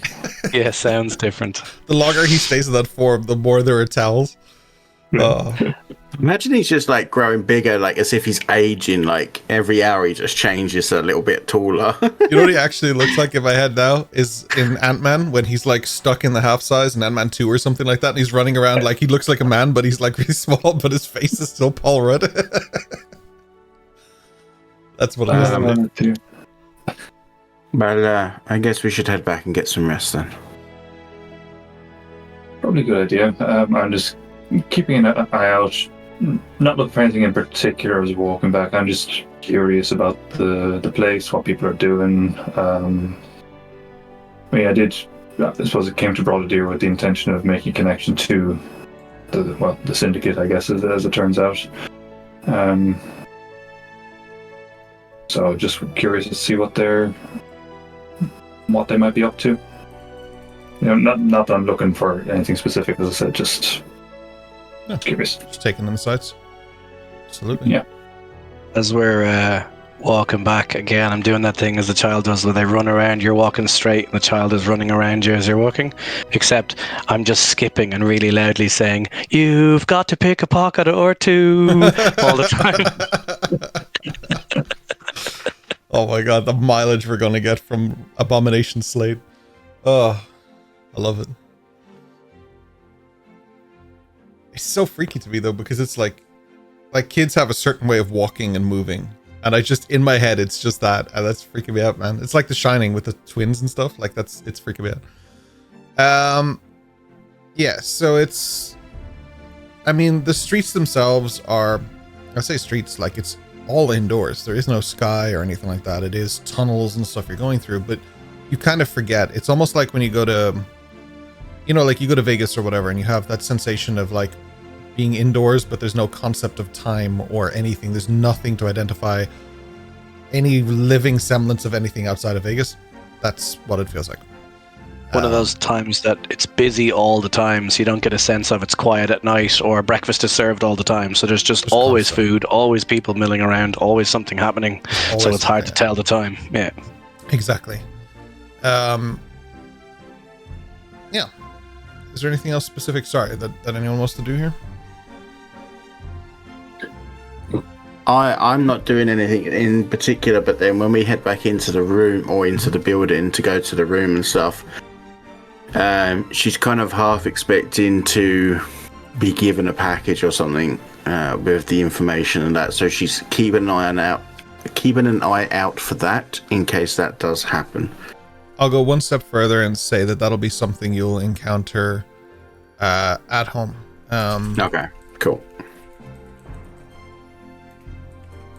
When we get back for the evening, I'd like to attempt, having lifted the original favor card, we'll call it, having held it, seen it, etc., and then passed it on to the others, and now obviously we've been talking about it. I would like to play around on my own when we go back with my forgery kit and see if I can replicate something as close to it as possible. Sure. Have a go at that. Absolutely. Amaedrianna, by the time you get back, then Eos would have been given a package for you, so she can present it to you if she wishes.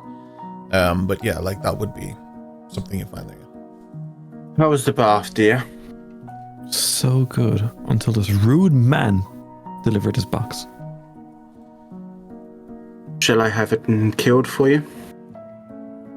No. Dash can stab him later. Here. I'll have to tell him to be careful of his nipples then. Okay. The old nipple twist. Thank you for this. And she'll go and kind of settle down into like kind of whatever our lounge is, I guess. And on the coffee table, and she'll open the box and start trying to look through what she's been given. You open up the box to find what would be almost a dossier on anything they can give you on what's to come. Their experiences of their own journeys about where they went. The things that they found that made things easier or more difficult. There's a lot of information. There's even sketches and different things and images that might sort of assist you on this part of the journey. As you all settle in, and Amaedrianna does her reading and discovering and stuff, that feels like a good time to take a break somehow. I don't know how we're already at that time. That's flown by. But we'll take a 10-minute break, and we will be back then to learn more, I suppose, about the next leg of the journey and do our final prep before they head off to potentially finish this side quest. Or primary quest, I guess. We will be doing a wee little boss fight. The team has a lot of hope in us. I do, yeah. I think you guys can do this. There's no way anything goes wrong. You've got this, guys. Yeah, there's no way we get distracted by, like, I don't know, a bird. Why did 25 dice go across my screen? Don't worry about it. For those of you watching on YouTube, thank you so much for watching. You'll have a quick flash cut to the next segment. Thank you. For those of you in Twitch, we of course have a boss fight during the break. Feel free to compete in it and to make some bets. The channel point predictions are open. Exclamation point and whatever character you choose, there'll be a list on screen. And if you click the link, there's also instructions on how to play, what their powers and abilities are, all sorts of stuff. Very fancy.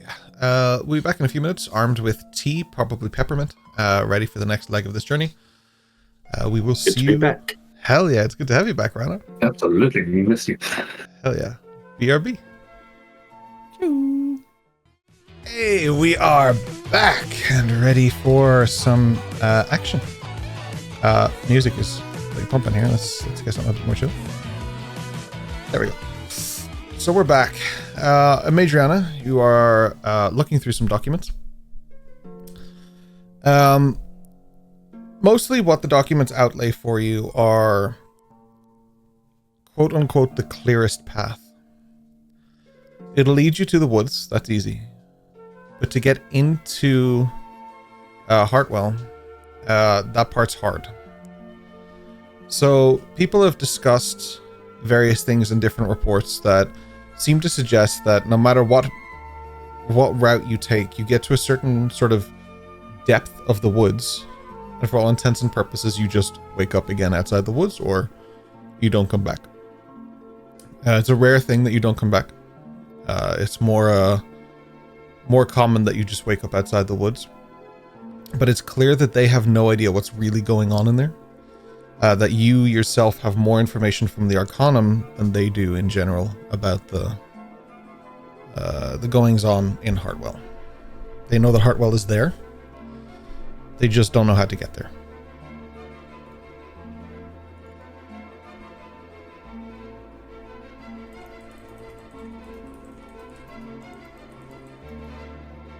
Are you on mute, Ryan? It might be on mute there. I am. Sorry. You're Apologies. okay. Okay, I was wondering. I was like, am I on mute? Is it me? Apologies. Have I just lost everything? I am juggling every tech issue imaginable today, so I thought that was me. I'm usually hot on that as well, but just I forgot then. Sorry. You're good. Yeah, perfect. And then in relation to the fire creature that we fought and any other creatures that have been weird abominations coming out of that area where the research center is, what was the information based on that they had? Sorry, yeah, of course. In terms of dealing with that, they have reports of it, they've heard of it, but they haven't seen it. It's akin to what they were saying in the town itself. In Dagtorp. But it is something that they've definitely heard reports of, and they've heard a lot of them, and they have more reports here than they did in Dagtorp. But it's not something that they have answers to just yet. But they have also seen other variations of religious iconography. They have seen different sort of cave systems and stuff like that. And they also reference the cave system itself as something that they use, which leans into what we saw what from you saw the originally. escape. Yeah, the escape routes and stuff. Perfect. Okay. I'm gonna kind of give Hatsu the nod to come and join me on the sofa or seat, whatever, where I'm seated, and basically start showing Hatsu all this information because it was Hatsu that asked about it. Yeah. Oh, that looks quite interesting, but I think it's nothing that we not already know, right? It looks that way. It seems to be, well, put it this way. If they don't have the information on it, then it's very, very closely guarded. Which tells us, actually more than you think, tells us that whoever's involved with this, whoever's in control of this, are very, very powerful. Like, almost king level powerful. Well, I might get back to Rem when we out on the roads again. Do you know, with the proximity, it wouldn't surprise me if that gentleman with the boat that we first initially met, Decker, wouldn't surprise me if he had some knowledge of this. By the looks of it, the Deckers also founded some research facilities in these areas. Yes, that's what I mean. He's certainly got the money for it. True. Anyway, I said I'd get you whatever information they had here available. Unfortunately, it wasn't a lot, but I got it for you regardless. Thank you so much for your help. Of course. Good with after what you had to do. Yes. I sense kind of tension and release. So, did you get promoted? It was more. It was the relief was more knowing that it wasn't about who I thought it might have been, and knowing that they're still okay. The tension comes from knowing something I probably shouldn't.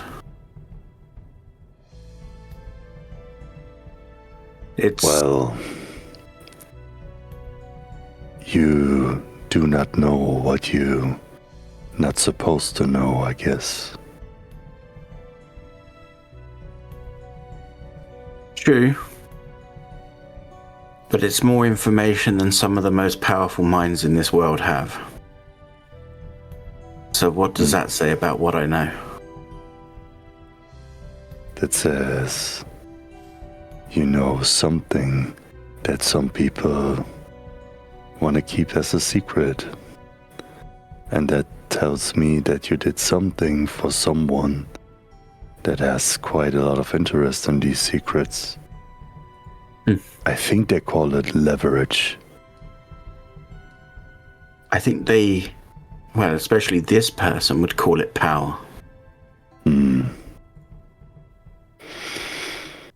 Yeah. But I didn't want to give them that power. I didn't want them to have it. You see a little smirk on Hatsu's face. And he goes, well, it's these moments when we take control ourselves, right? Yes. Well, yes. And he moves on to do his night routine. Or as best as could be arranged in the kind of shortish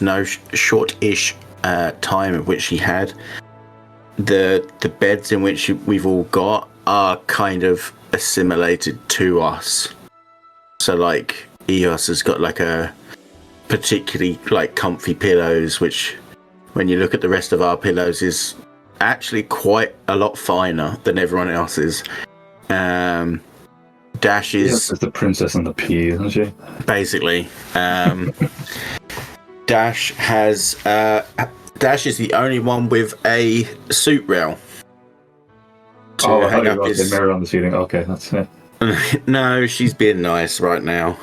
She's missed you a little bit, all of you. No. Slate's bed is bigger than everyone else's because she didn't know what paralytic state he might get into, so she didn't know what size he might grow to. Hatsu's is his like foam futon, like on the floor kind of cushion thing that she would know that he would probably use. And then hers is that's the interesting thing is hers isn't there. Instead, there is what equates to a window, but obviously we're underground and stuff, so it's more just an opening with like a pretty picture behind it and a little bit of a flow of air coming through. Nice. I hope you'll enjoy your sleeps, but I might still suggest that we do watches. I trust this place for the most part, but I'm never fully off guard, if you know what I mean.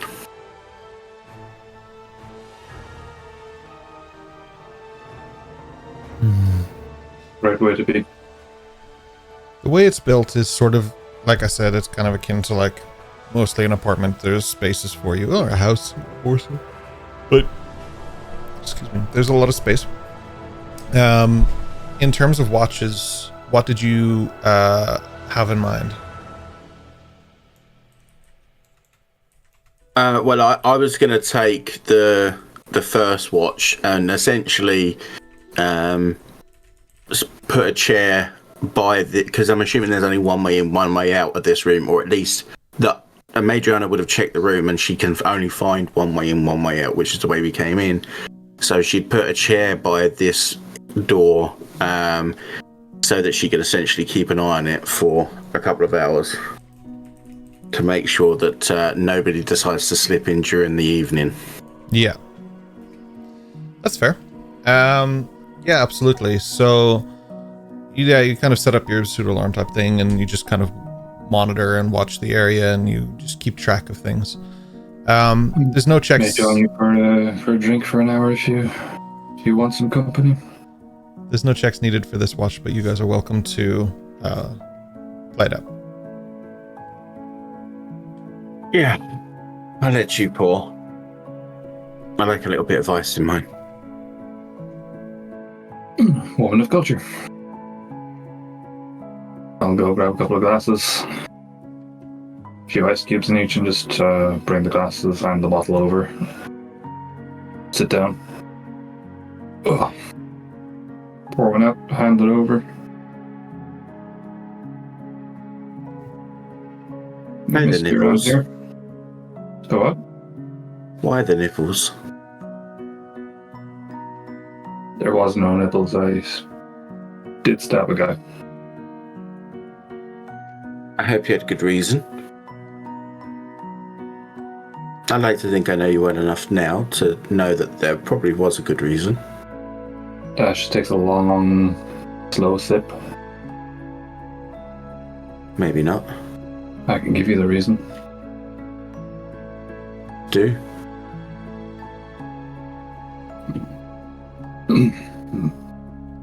When I was 17, I met a seamstress named Annis. She lived above a bakery that myself and my mother used to go to.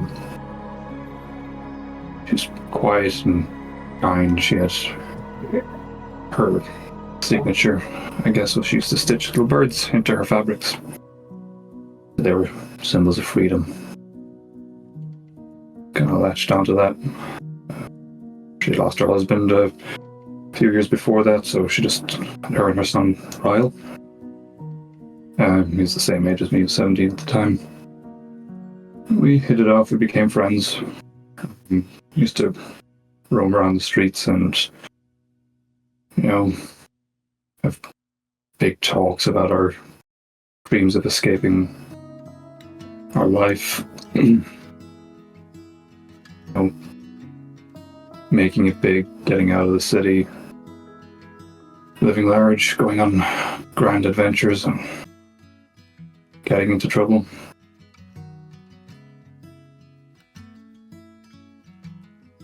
And that winter, there was a sickness that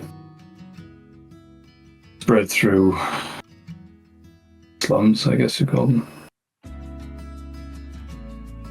Ryle was one of the first to fall ill. I visited him every day, stole bread and fruit and stuff, and brought it to him to try to keep his energy up. Couldn't really afford food, so I got better at stealing to try and help. But he was getting weaker day by day. Annis was working constantly to try and make money for medicine and keep the house warm. But could never make enough to afford the medicine and Palproth, and they won't really treat you there unless you have money to pay in advance. So one night I was sat there while she was working just to keep Royal company and keep his spirits up, and feeling burning up. Fear was consuming him. His voice was barely audible. All I could hear was, "It hurts. Make it stop." I just told him, "You're gonna get through this. You're tough. You can hang on." Annis came and saw the state he was in and rushed off to try and find some healer. Hours passed,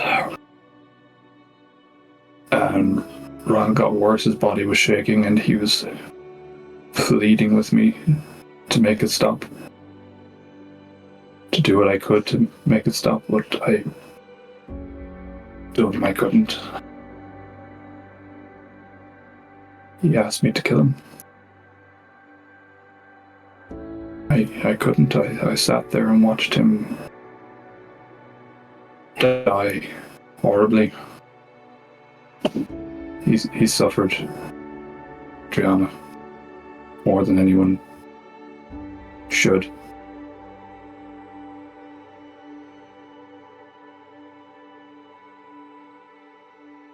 And a few hours later, Annis came back. She couldn't find a healer, and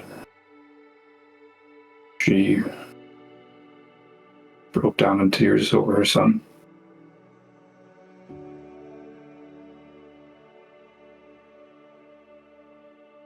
She left Balbroth a few days later. I haven't seen her since, but I resolved myself that day to not let someone suffer again. So when we came across this man who was burning to death, I chose to end his suffering. I saw it as a kindness.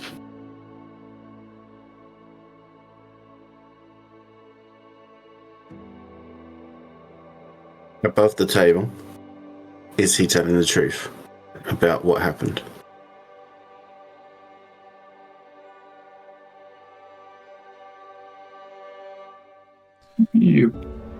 It's up to you, Joaquin, if you'd like to do contest roll or if you'd like to just talk. Yeah, he's telling the truth. Amaedrianna would know him well enough to know when he's being honest now at this point. She did feel it, I'd say that for sure. But I thought I'd check. Because I know Kian. Okay. I hope you understand that. I hope at some point you come to realize that what he did, whether he was your friend or not, that was unjust. It was unfair.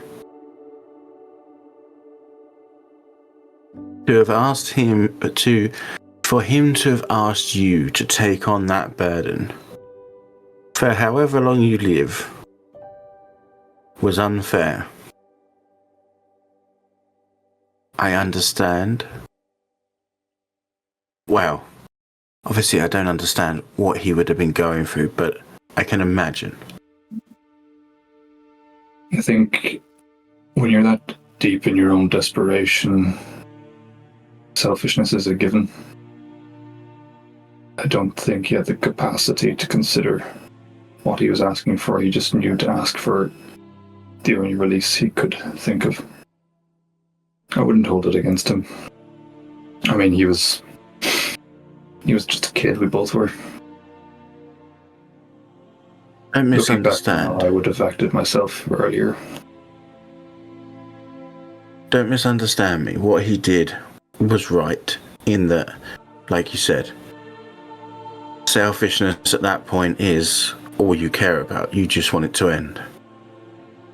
I just mean that from your side of it, you shouldn't feel bad that you didn't do that for your friend. No. Maybe I shouldn't, but I do. And it's informed my perspective on many things, on the value of mercy, I guess.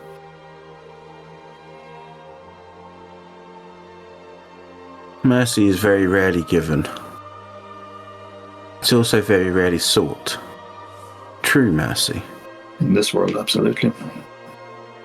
Most feign it so that they can achieve what they want. But in any case, out there in the frozen waste, I saw an opportunity to grant some mercy to what I perceived to be an innocent man and decided to grant it. Was this the man we were tracking, or was it someone else?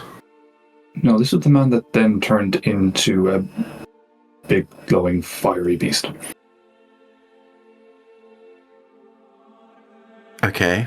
Yeah, they left that part out, didn't they? So you stabbed an old man, took his nipples. He turned into a big fiery beast, and that's what almost killed you and Slate. Correct.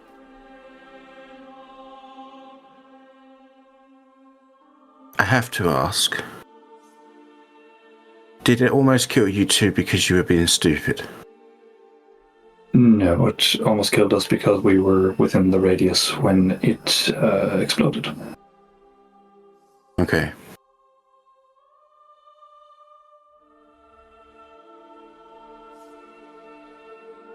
So, if you see me running towards fire again, please slap me, because that's 3 times now. It's not worked out well on any of those 3 occasions.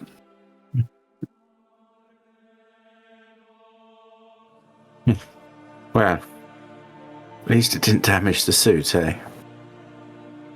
Somehow. I presume you'll tell me your story once we are in more forgiving environments. Oh, yes, I will. I'll tell you what happened. It's... I'm desperately curious. I wish I didn't know.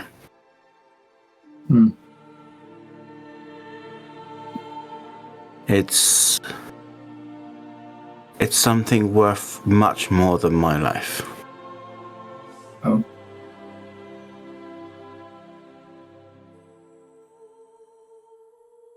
But I chose to keep it anyway. You kept it? The knowledge. Knowledge.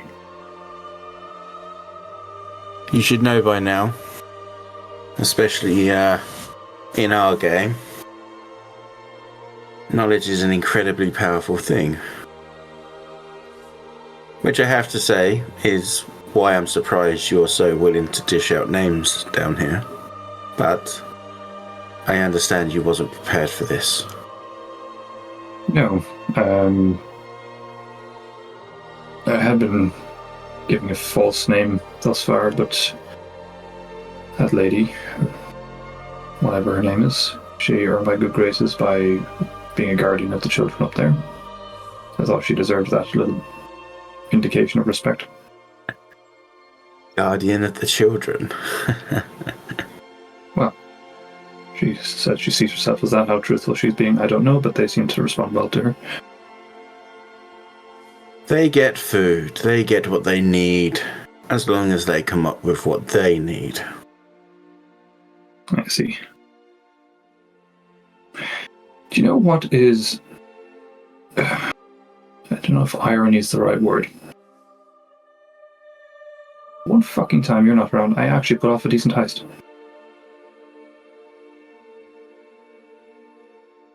Is it too late to call bullshit? Well, I showed you that coin purse. Rolled the poor bastard blind, so I did. Yeah, Slate but you also blinder. told me that you managed to grab a favor, and then I found out that it was Slate. So, like, No, I showed you the favor. Slate took it, but it's in my hands, isn't it? Yes, but that's the thing. He took it. How did I know that he didn't secretly take this gold and not you? No, this was me. You can confirm it with Lissa. But, again, gold's in my pocket. Yes, and isn't that a dangerous place for it to be?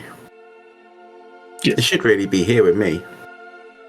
It should. I may consider letting you take care of it, actually. You have checked you still got it, right, after our trip? Yes.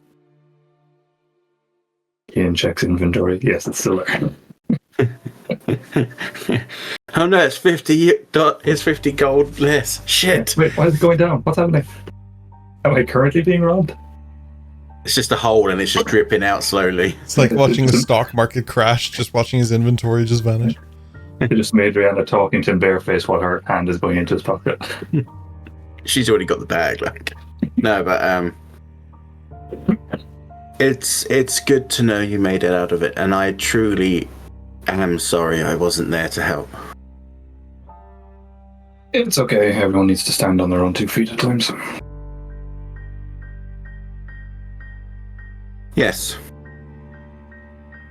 How is Eos? Just give me nervy vibes on the way over here. She hasn't exactly had the warmest welcome, has she? I didn't expect anything more, to be honest. She's hidden herself well for the most part. Touch and go actually getting into the town, but I feel like reality's setting in a bit for everyone else on how folk like her are going to be treated. I'm not sure if it was... I mean, everyone knows, but did they really know? That's the thing. Those of us that are unable to hide are kept away from those that wish to do something about it, so it's not a surprise it's come as a shock. Mm-hmm. However, you do kind of believe that it's a myth, or you know when you're told like scary stories as a kid, like don't go down into the sewers because there's crocodiles down there that will eat you, that kind of stuff. It felt like it was kind of like that about the real world, but it's kind of worse. It is horrible. I mean, I've seen it in Palperoth, not so much with magical folk, but it's how me, my mother, our friends, Blissa, are treated. It's that magnified. So I know my experience is nothing like what Eos will experience if she were in my shoes. And that's why I am so nervous about her being in the open, or you getting exposed out in the open even. What do you think is worse? Having a life where you have everything, but live constantly locked down, or being free but persecuted? I'll take freedom any day. I've been in those towers where they have everything but experience nothing. It's no life. It's veneer. Fake. They stand for nothing. They love nothing. I did. You have purpose.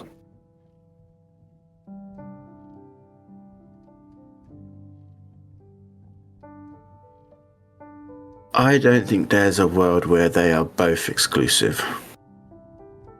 And I look forward to making a world where that isn't the case for us. There's a severe smile breaks across Dash's face, hearing that. You and I both, Amaedrianna. Just so you know, though, I shall never call you king. No intention. Even if you were, I still wouldn't. Wouldn't that be a pretty sight? King Dash. No, it doesn't. Flash Dash is more likely. I'll take Flash Dash.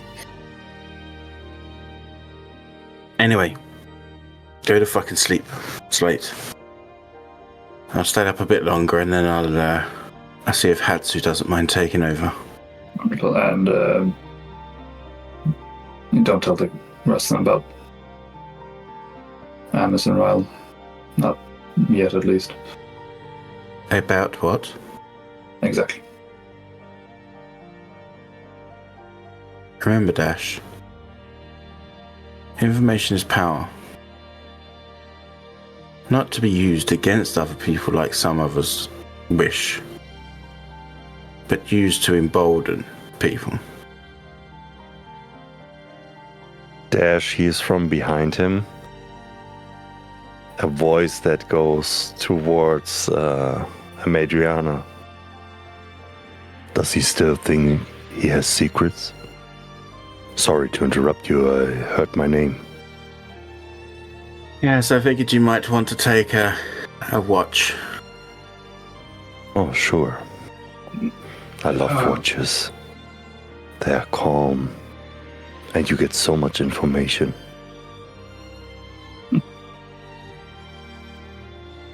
Good night, you two. Have a good night, and don't think too much. I never do. Yes, that's true. Exactly.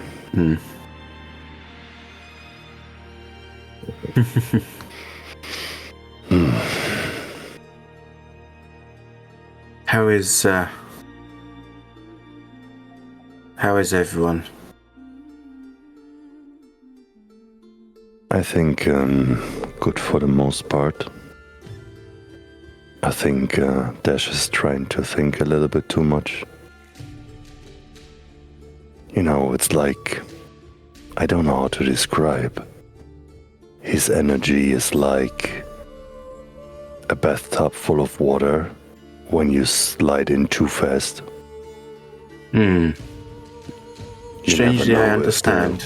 Yeah. If the water moves over, or if you can shift your weight against the waves to make him stop. Yes, I understand. Sometimes I also don't know if he doesn't know what to feel, or if he really wants to feel something that he doesn't know how it feels. I'm kind of in the same boat, but I feel he's like unleashed to a degree. I feel he's definitely becoming something more than he was. Exactly. But I still think he doesn't know who he wants to be. I think he just hasn't had the options to be who he wants to be. Agreed. What about you, Hatsu? Or he doesn't want to be the one that he was once. Like a bird in a cage, you know. If you set them free for the first time, they forgot that they can fly. Absolutely.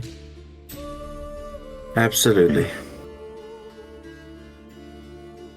How do you I'm a feel? little concerned. I feel like a waterfall. Natural? Refreshing, peace, and crushing it. Now, honestly, I feel good. I feel really good. Obviously, this is the first time that I'm out on a mission with friends and far away from home without anyone that is in my bag to watch what I'm doing. And I like it. Do you feel alive, Hatsu? I feel almost like my time in the jungles. But with a different sensation of different energies that I have never witnessed before. This is definitely a eclectic group, for sure. I think I think Slate and me have kind of something. I don't know how to say it. I think we can become friends as well. I almost cut his arm, but don't tell him. Deliberately, or you mean accidentally? No, I tried something new in order to help him. I was so excited, but I managed to cut magic. It was so good. Okay, I definitely want to hear more about that at some point. Well, yeah. Might be a better idea to keep that for on the road or something. Or maybe a demonstration at some point. I'd love to do it again. I I'm a know. little concerned about Eos. Why? She wants to live on a star. I think she doesn't know how hot that is.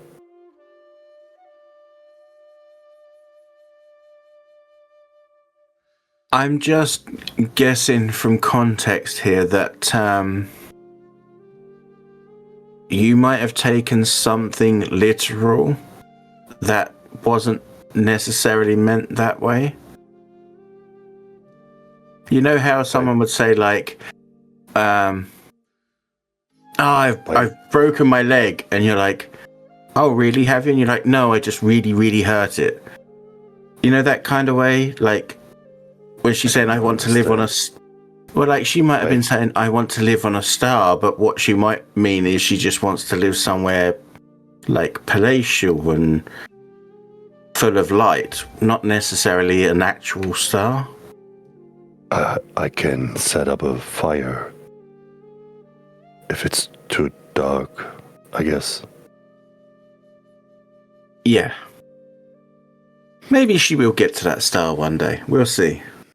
You never know. I'm not sure about that. I think that's not how it works. Probably not, but before you met me, would you have said that you ever see a person fly? Oh, yes. My brother can fly, I think. Oh, okay. At least he tries to, but he has wings. I mean in the form of which I do, in that they're not part of my arms. Yes. Okay. Cool. But I'm pretty sure he can't fly towards a star. I think that would hurt. Honestly, I wouldn't trust him to fly 2 feet above the ground. I agree with that. I saw that. It was horrible. Well, unless he's possessed by a red moon, and then I'm sure, like he did before, he was 20 foot in the air, you know? Yeah, but it looked epic, kinda, the first time. As strange as it was actually very impressive. I still don't understand if it's something that is pulsating within him, that is part of him, or if it's something that's from the outside. You know what I'm saying? Yes. But I think that's part of what Remington's working with him was to find out, wasn't it? The waves of energy are sometimes like a very strong flowing river, I think. And it brushes off the riverbeds and it just flows over, I think.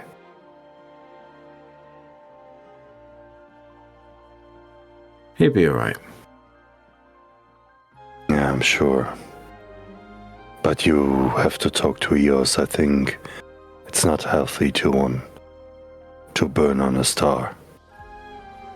She might feel a little bit lonely or something. I should have a word with her about not living on a star. Thank you. I'm not particularly good at these things. I don't understand the concept of saying things that you don't mean or that aren't real. I understand you're not good with that, and it's something that we will work on in future, okay? Of course not. Why not? I thought it was part of saying things that are not real.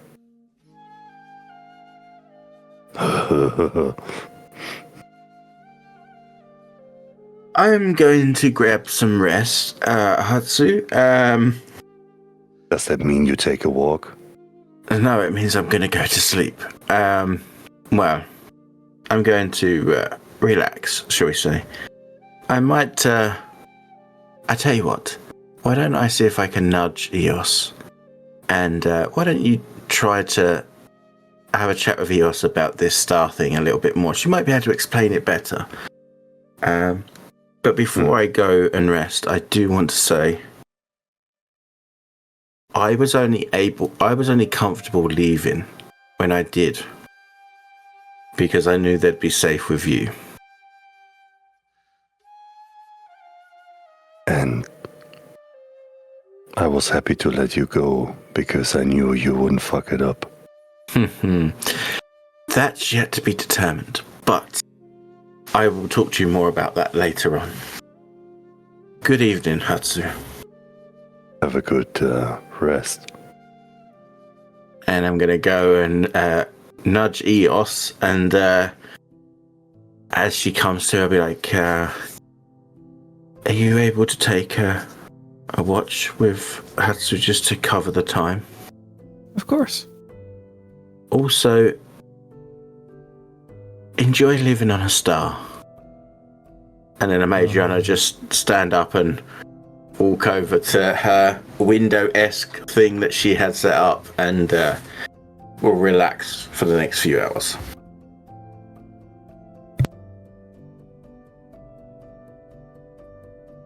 He just grabs a pillow and takes it with her and just sits down.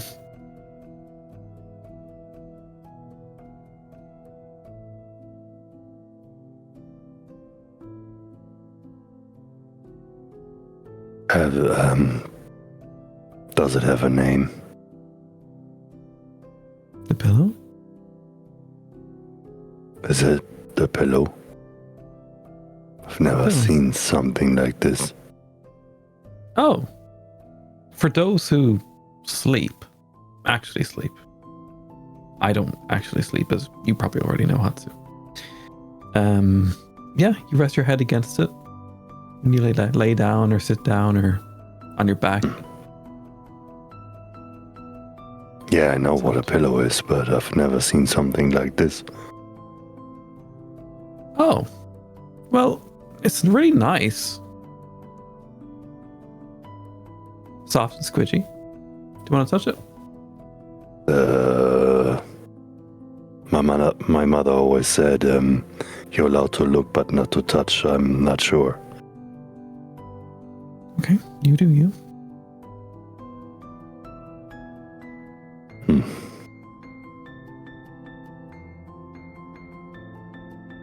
So, how does your star go?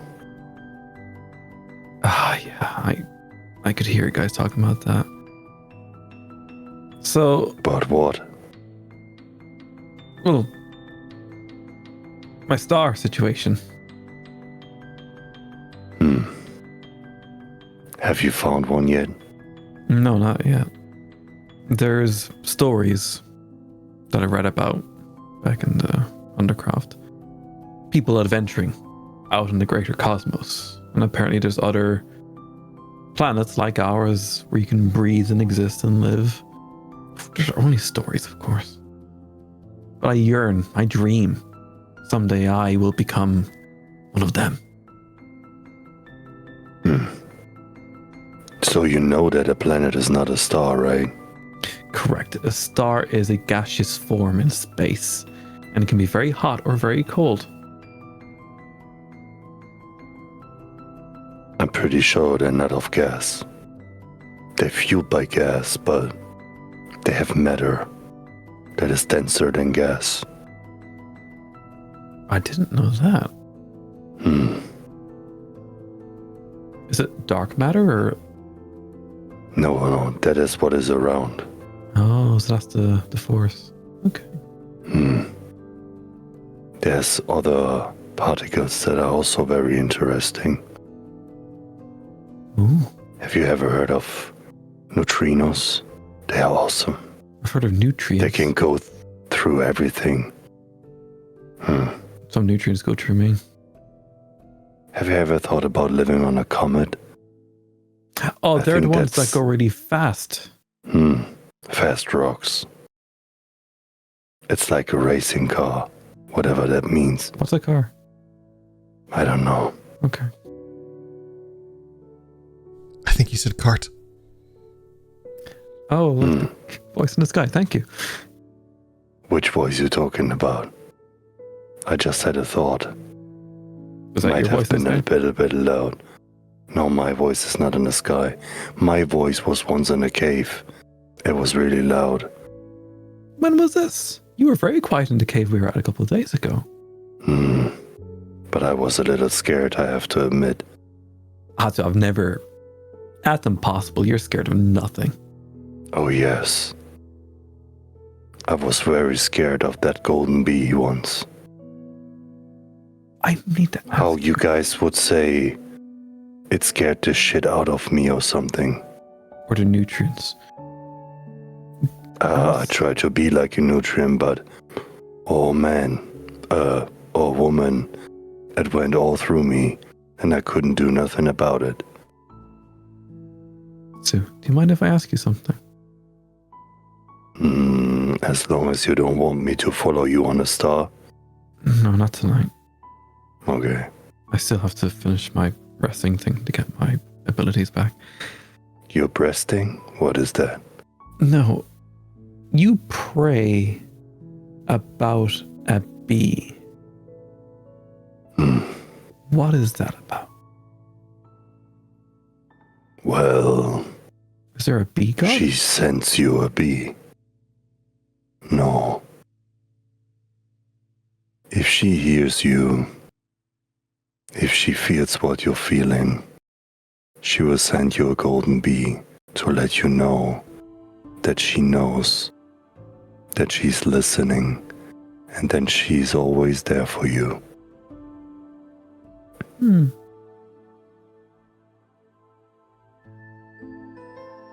I like Have that. you ever seen light that hides in the shadows? Yes, but only in the springtime at dusk near the lake. There's these little bugs with glowing butts.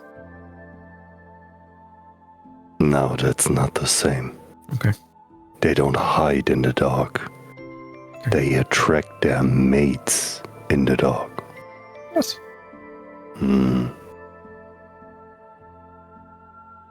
But sometimes they attract other males.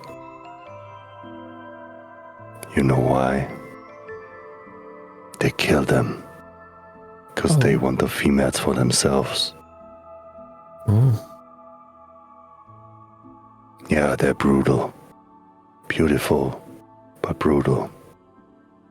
Like a star.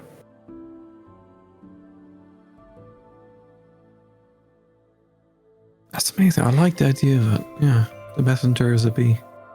Have you ever heard about black holes? I know it's just a theory, but it's a quite interesting theory. Don't answer that question. There's a bedtime story. It's in a certain language. It's called Supermassive Black Hole. It's really good. It's written by, I don't know, some artist. Rhymes with news. I just tried to explain how light can hide in the darkness. Because you asked about the golden bee. But I think that is a little bit too abstract to explain. And I'm just curious if that is like what you believe in, that's what you grew up with, or... Let's say the golden bee is a symbol for those who know. Okay.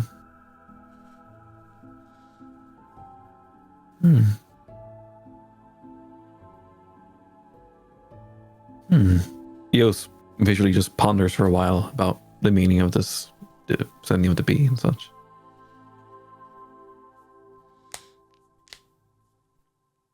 Do you have any other questions?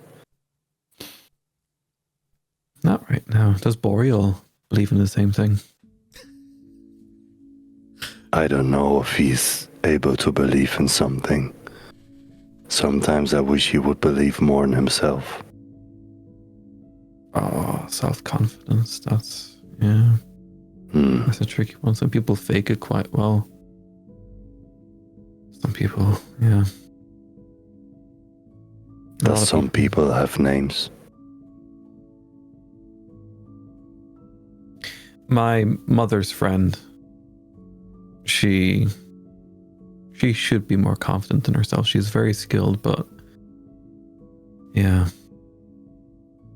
I babysat her child a few times. I do hope she's well. So, how are you going along so far? I won't lie, Hatsu. I'll never lie to you. I genuinely believed I wouldn't make it this far this evening. I thought when we went down in that rowboat into this greater void, whatever this is, that would be the end of it. I'd be hung, drawn, and quartered like the rest of them. In these situations, I always remember what my grandmother used to say. She said, if somebody wants to kill you, they don't ask questions. So as long as somebody asks questions, you might not be killed straight away.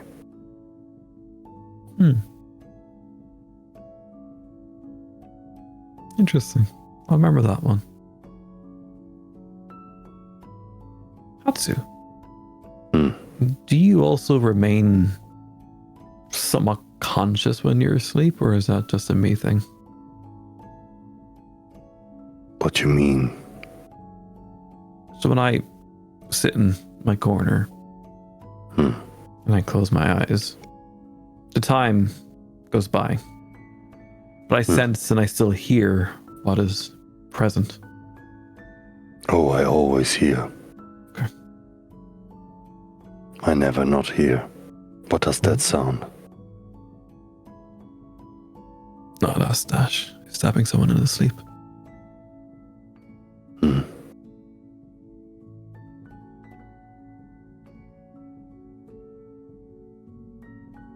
Was Ayanami always with you when you grew up? Oh, sure. She helped me to become a better version of myself.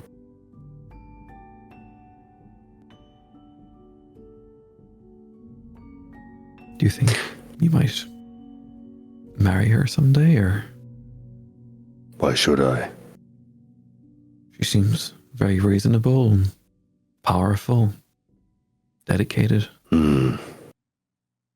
I think that wouldn't work well. Okay. My sister always used to say, don't shit where you eat. Oh, you have a sister. What's her name? Oh, this is not the place, I think. Another time.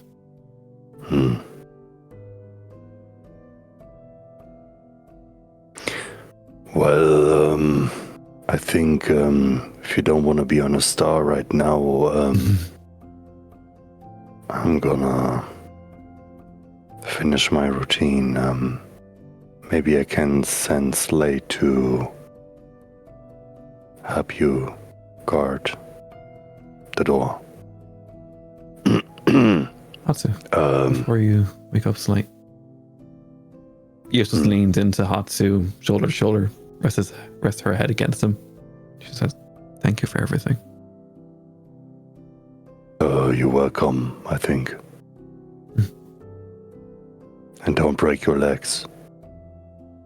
Don't worry about that.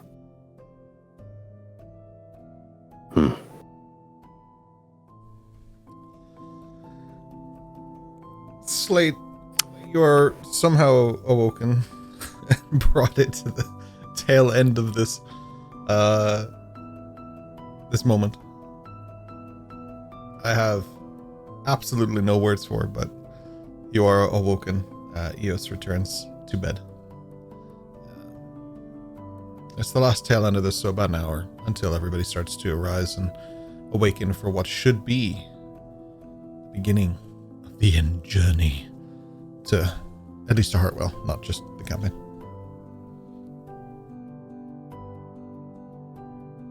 Gonna get up and head out to our little sentry post by the door. Join Hatsu.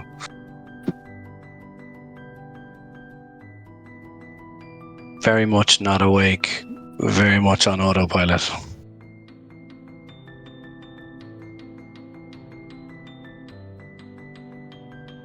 Well, are you good? I've always loved that question, because I always find the answer always lies with, that depends on who you ask. Who are you then? I mean, of all people, that's the worst person you could have asked. Who am I? Who do you want me to be? No. My question is, who do you want to be? I want to be asleep. What is asleep? I've got a great idea. You watch the door, and I'll show you right here. I'm going to start curling up right beside him to have a little nap. You see Hatsu, he's kind of confused. And he leans a little bit over, mouth closer to the eye, and he goes, "Are you asleep?" Almost. Just quiet. A few more minutes. You'll see. It's going to be amazing. Just shh. Is sleep your first name or your last name? It'll be your last name if you keep talking to me. No. Name is Toshitsugu.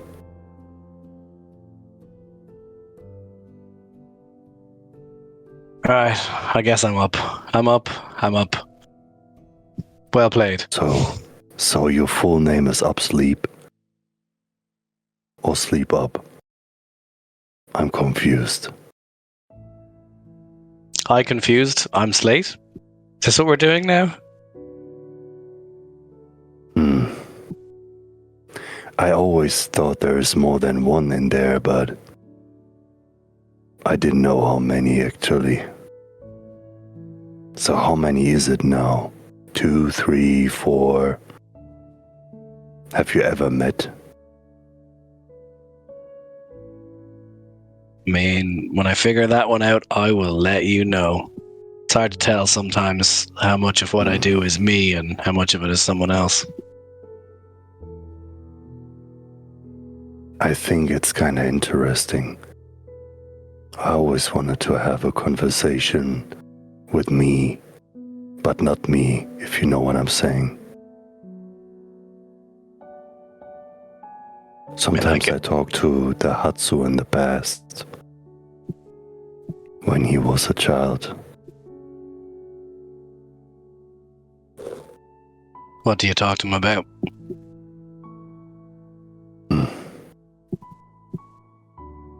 I always tell him there's no skipping. There's no shortcuts. There's no end of the journey.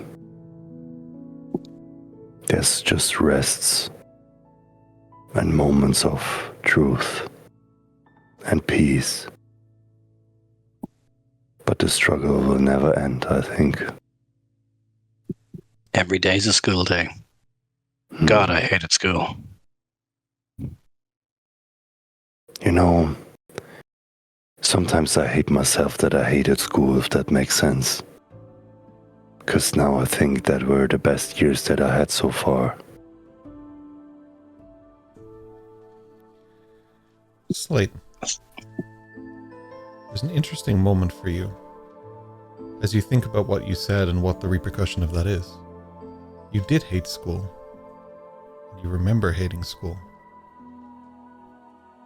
That's not something from Slate. That's something from before. Almost a moment that was brought to you in serenity, but you remember hating school. You tapped into something deep within you, and you brought that out. You're not sure how it manifested, but you remember. And that thought isn't gone as quickly as it came. You remember. Not necessarily going to school, but fuck, you hated school.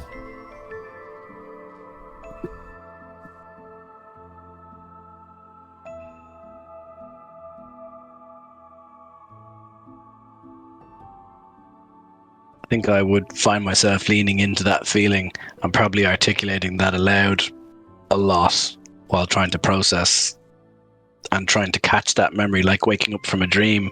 You vaguely remember it, but the more you try to remember it, the more it slips away. One of those. I'm trying to articulate to Hatsu, but really poorly, because the more I try and talk about it, the more it slips away, and the more I'm just mumbling about hating school.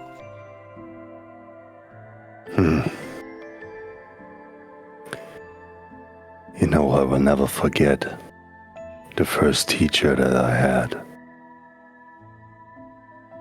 He was always curious why I am the way I am.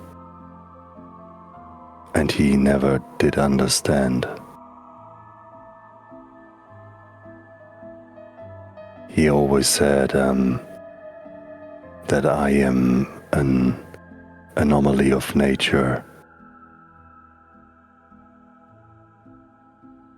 And I should always remember that. I think he was jealous.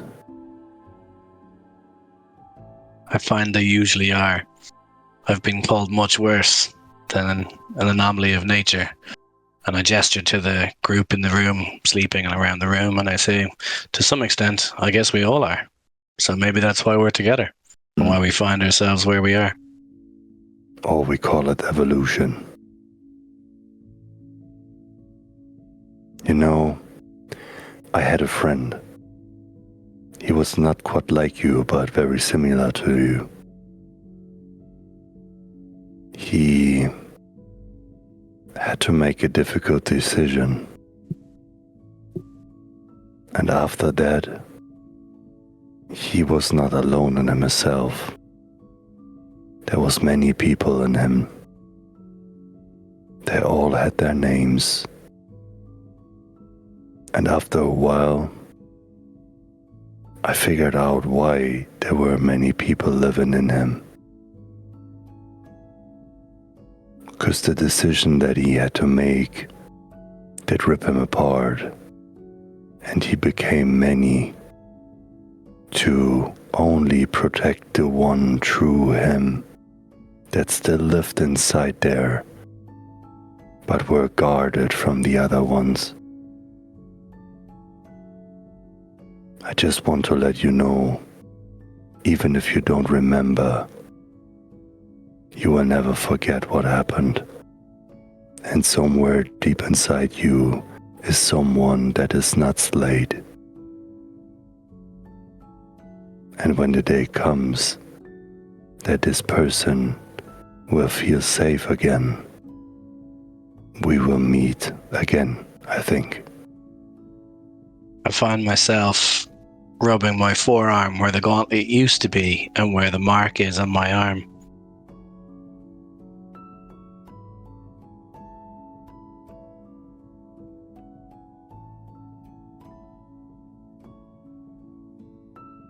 I just want to say, friend,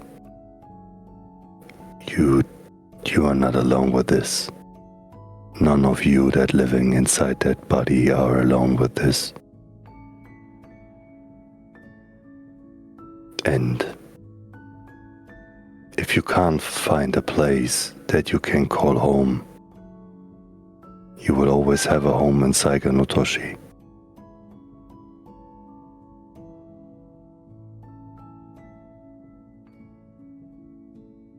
Bearing in mind that I'm still in, I suppose, a child's form, I will immediately just go over and quickly hug Hatsu, but it would be more like hugging his leg or waist.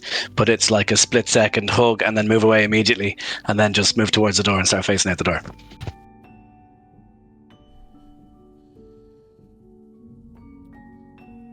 As the morning kind of dawns, and not that you can tell where you are,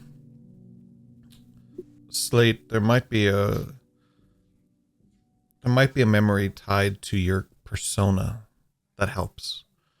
You are in the form of a child, and when you were that age, you were in school. It's just one more thread that Slate can choose to pull upon. Perhaps something that resonates with him. To find the lost fragments, I think there's a lot of ways and a lot of threads and a lot of things that Slate can do. But perhaps that was a contributing factor. Meanwhile, Hatsu, that was nearly made me cry. So, let's move on. I love that. Stellar RP. You all get inspiration, of course. As usual, I haven't used it. Damn it. Stop being amazing until you use your inspiration. Yeah. Just gonna keep this weapon till the end of the game. Completes game. God damn it. Yeah. This would have helped in every situation. Yep. Yeah. But you all get your inspirations. Outstanding.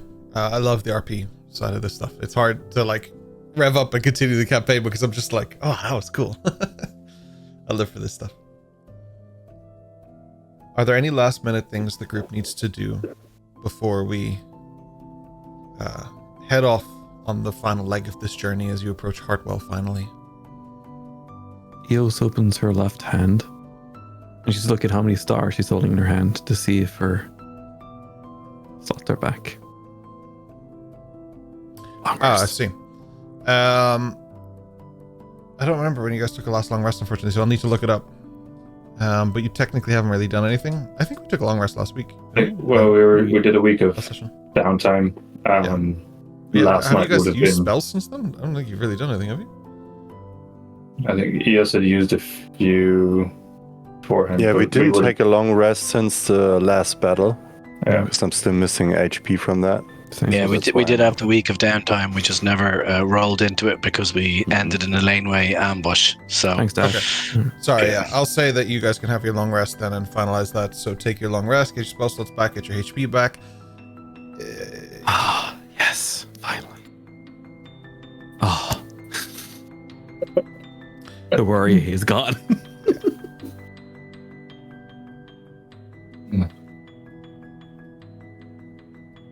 Nice. I suppose we should probably pick up Blissa and Ayami before we go in here. Somehow I get the feeling that even though you weren't there, you pissed her off in her sleep. I mean, the lack of communication as to the whereabouts, to where we're going, the plan going forward. Oh yeah, she's definitely pissed Oh, off. she's gonna be so pissed. Yeah, I heard they're quite sensitive when they get babies. What? She's What? got a baby now? Where did she get a baby? Dash, what have you been doing? What have I been doing? Who have you been doing? Alyssa, apparently. when have you been doing? Yeah, I can see I what. think You know we sleep next to you thought- most of the time, right? I know that's what makes it fun.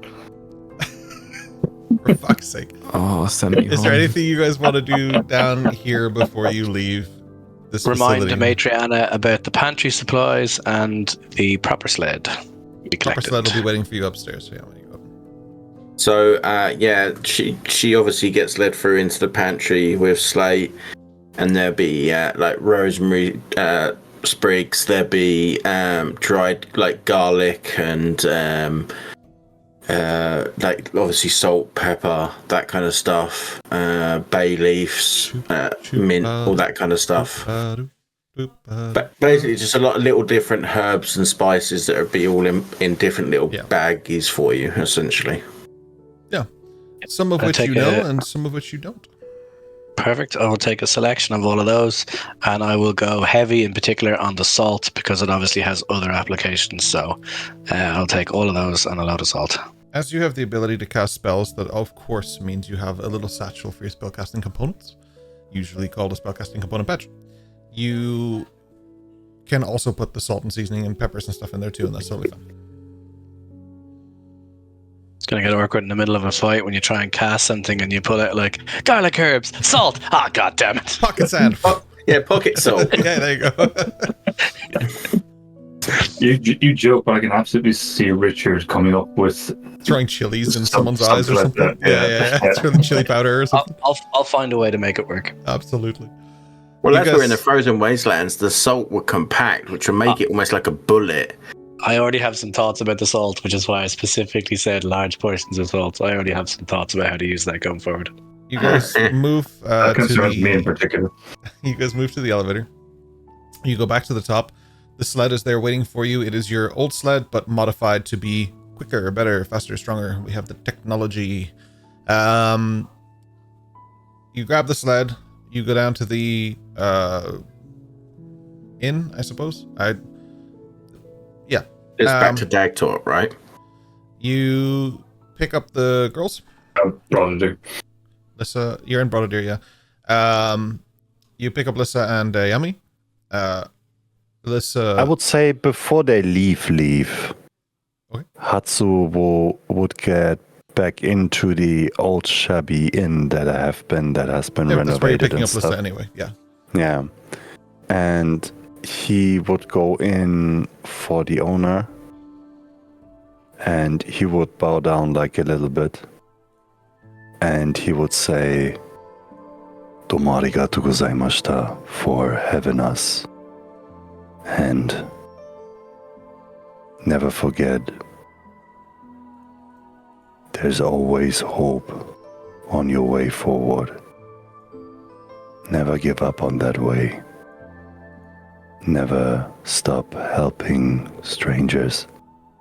And he tosses him 5 gold to keep up that place for a little bit of time to get more people attracted back in that facility. Okay. You can mark off the gold. That's a really nice thing to do.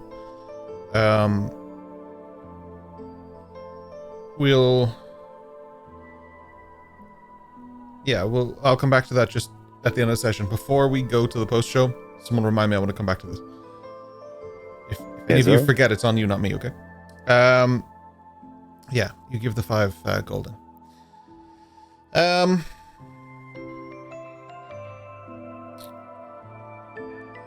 those new daggers? They are. There is an underground city under the lake. Where I picked these up. A bit of an upgrade from the slightly shabby ones I had. Yeah, they were terrible. Where's my upgrades? I'm sure you got me something nice from this underground city you went to, a souvenir of sorts. You picked something up, you pickpocketed somebody, you got something. I got Amaedrianna. Welcome back, darling. She leans in and she gives you a quick hug, and she just grabs one of the daggers and she just holds it for a moment. She's like, "This will do." I figured you'd rather pick out your own. Fine. She slaps it back to your chest and she's like, "But think of me when you buy things, because I like things and I want them bought for me. I'm very well aware you like things. I'm actually more partial to them being stolen. Can we go back? Maybe we can take something else. Someone had a good night's sleep undisturbed. These aren't exactly the sort of people you steal from.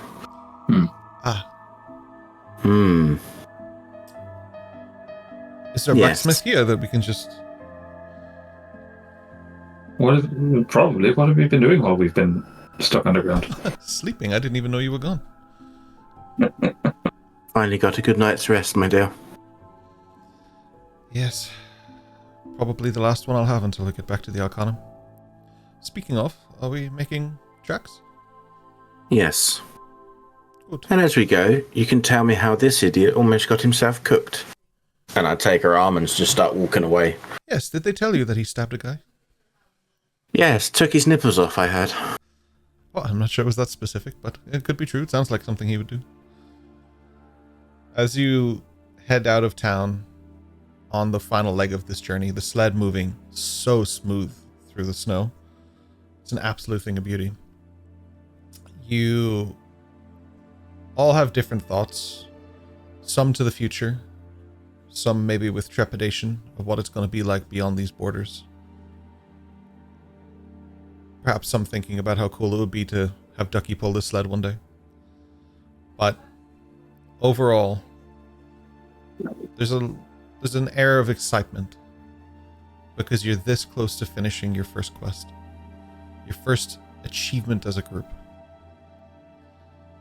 And although you've gone through a lot on this journey, pretty sure that's just a taste of what's to come.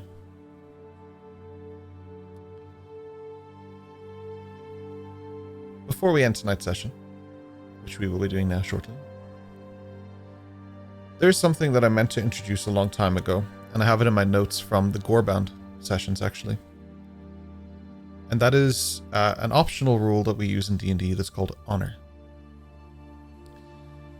And if you do things that... Ash is a bit nervous. If you do things of high honor and that are noteworthy, you will gain honor. You start on a flat 10, of course, and if you do things that are otherwise not honorable, you will be removed some honor, and this favor may do you well in certain crowds and not well in certain crowds, and so on. I'll be talking to you guys this week. I'd like you to tell me where you think you fall in the scale of 10. Did your backstories lead you into negative honor? Did it give you positive honor? I will be giving you all universally 1 honor for Gorebound.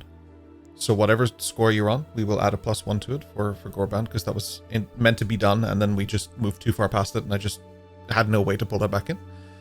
Until Mr. Hatsu. You did a lot for this innkeeper. You did a lot for the recognition and the name, and not just for yourself, but you did something kind for someone who definitely needed it. So I'll be giving you a bonus honor as well for putting so much gold in, for putting so much time in, for coming up with the idea, because I believe it was your idea. I say last week, but I meant the last session. In the last session, which was like, judging by all of us, probably 10 years ago. About 1,000 for me. Based on the beards. That's what I was thinking about. It's going to be so surreal for people to come back. They're like, Ryan was gone, he came back, he's got a white beard, Kian has a beard, not a mustache. Like, it's going to be weird for people. It's been a stressful week. Yeah. I will be putting... It's been a stressful 2 minutes. Go ahead. Listen, I can't help it. That's all I last.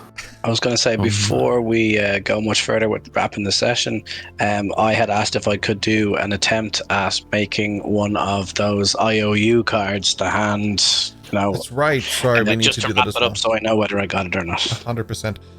If you have your forgery kit, just roll the forgery kit. I do.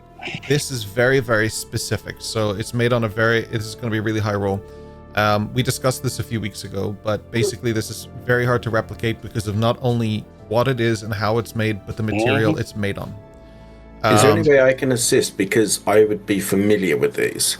I was actually going to suggest that I borrow you for this, so that's even better, because Amaedrianna might have been able to procure the material because it's a very unique and specific thing to them. But that would give you the advantage, but you still need, I would say, probably a 17, I was going to say 18, I'll say 17 to kind of hit the mark on this. So you can roll with your forgery kit. Is you're that marked off your long rest. Nice. Normal or advantage With his Amaedrianna. So she took a lot of the work out for you. Perfect. Oh, 18. Nice. Perfect. On the money. So, actually over it, because 18 was in my head, but I said 17. I lowered it a bit, but 18 is perfect. So amazing. Yeah, you make a copy of the card. You can see a small flaw or two, but I doubt anyone else would ever see it. It is amazing. Damn near perfect. Thank you. Yeah, so I'll catch up with you guys during the week about the honor score system that we'll be putting on your sheet anyway. It's not something we're going to massively track all the time, but it will come up from time to time through the campaign. It's not something like the Paragon system of Mass Effect or anything like that, where you have to dedicate your entire quest line to being exactly the right Paragon to hit the exact mark. There will be times it's useful. There will be times that it's not. Most of the time, it won't be useful. Roper, that was the one carrot for all of this. But it is. No dirge playthrough, damn it. I know, right? Save it all up, push that one guy out the window, just see the bar go down like, Yeah. That was my bad side of Red Dead. I always had to make a save so I could go and just wipe a town and then come back and just play as the good guy again. Just sometimes you needed to blow off some steam.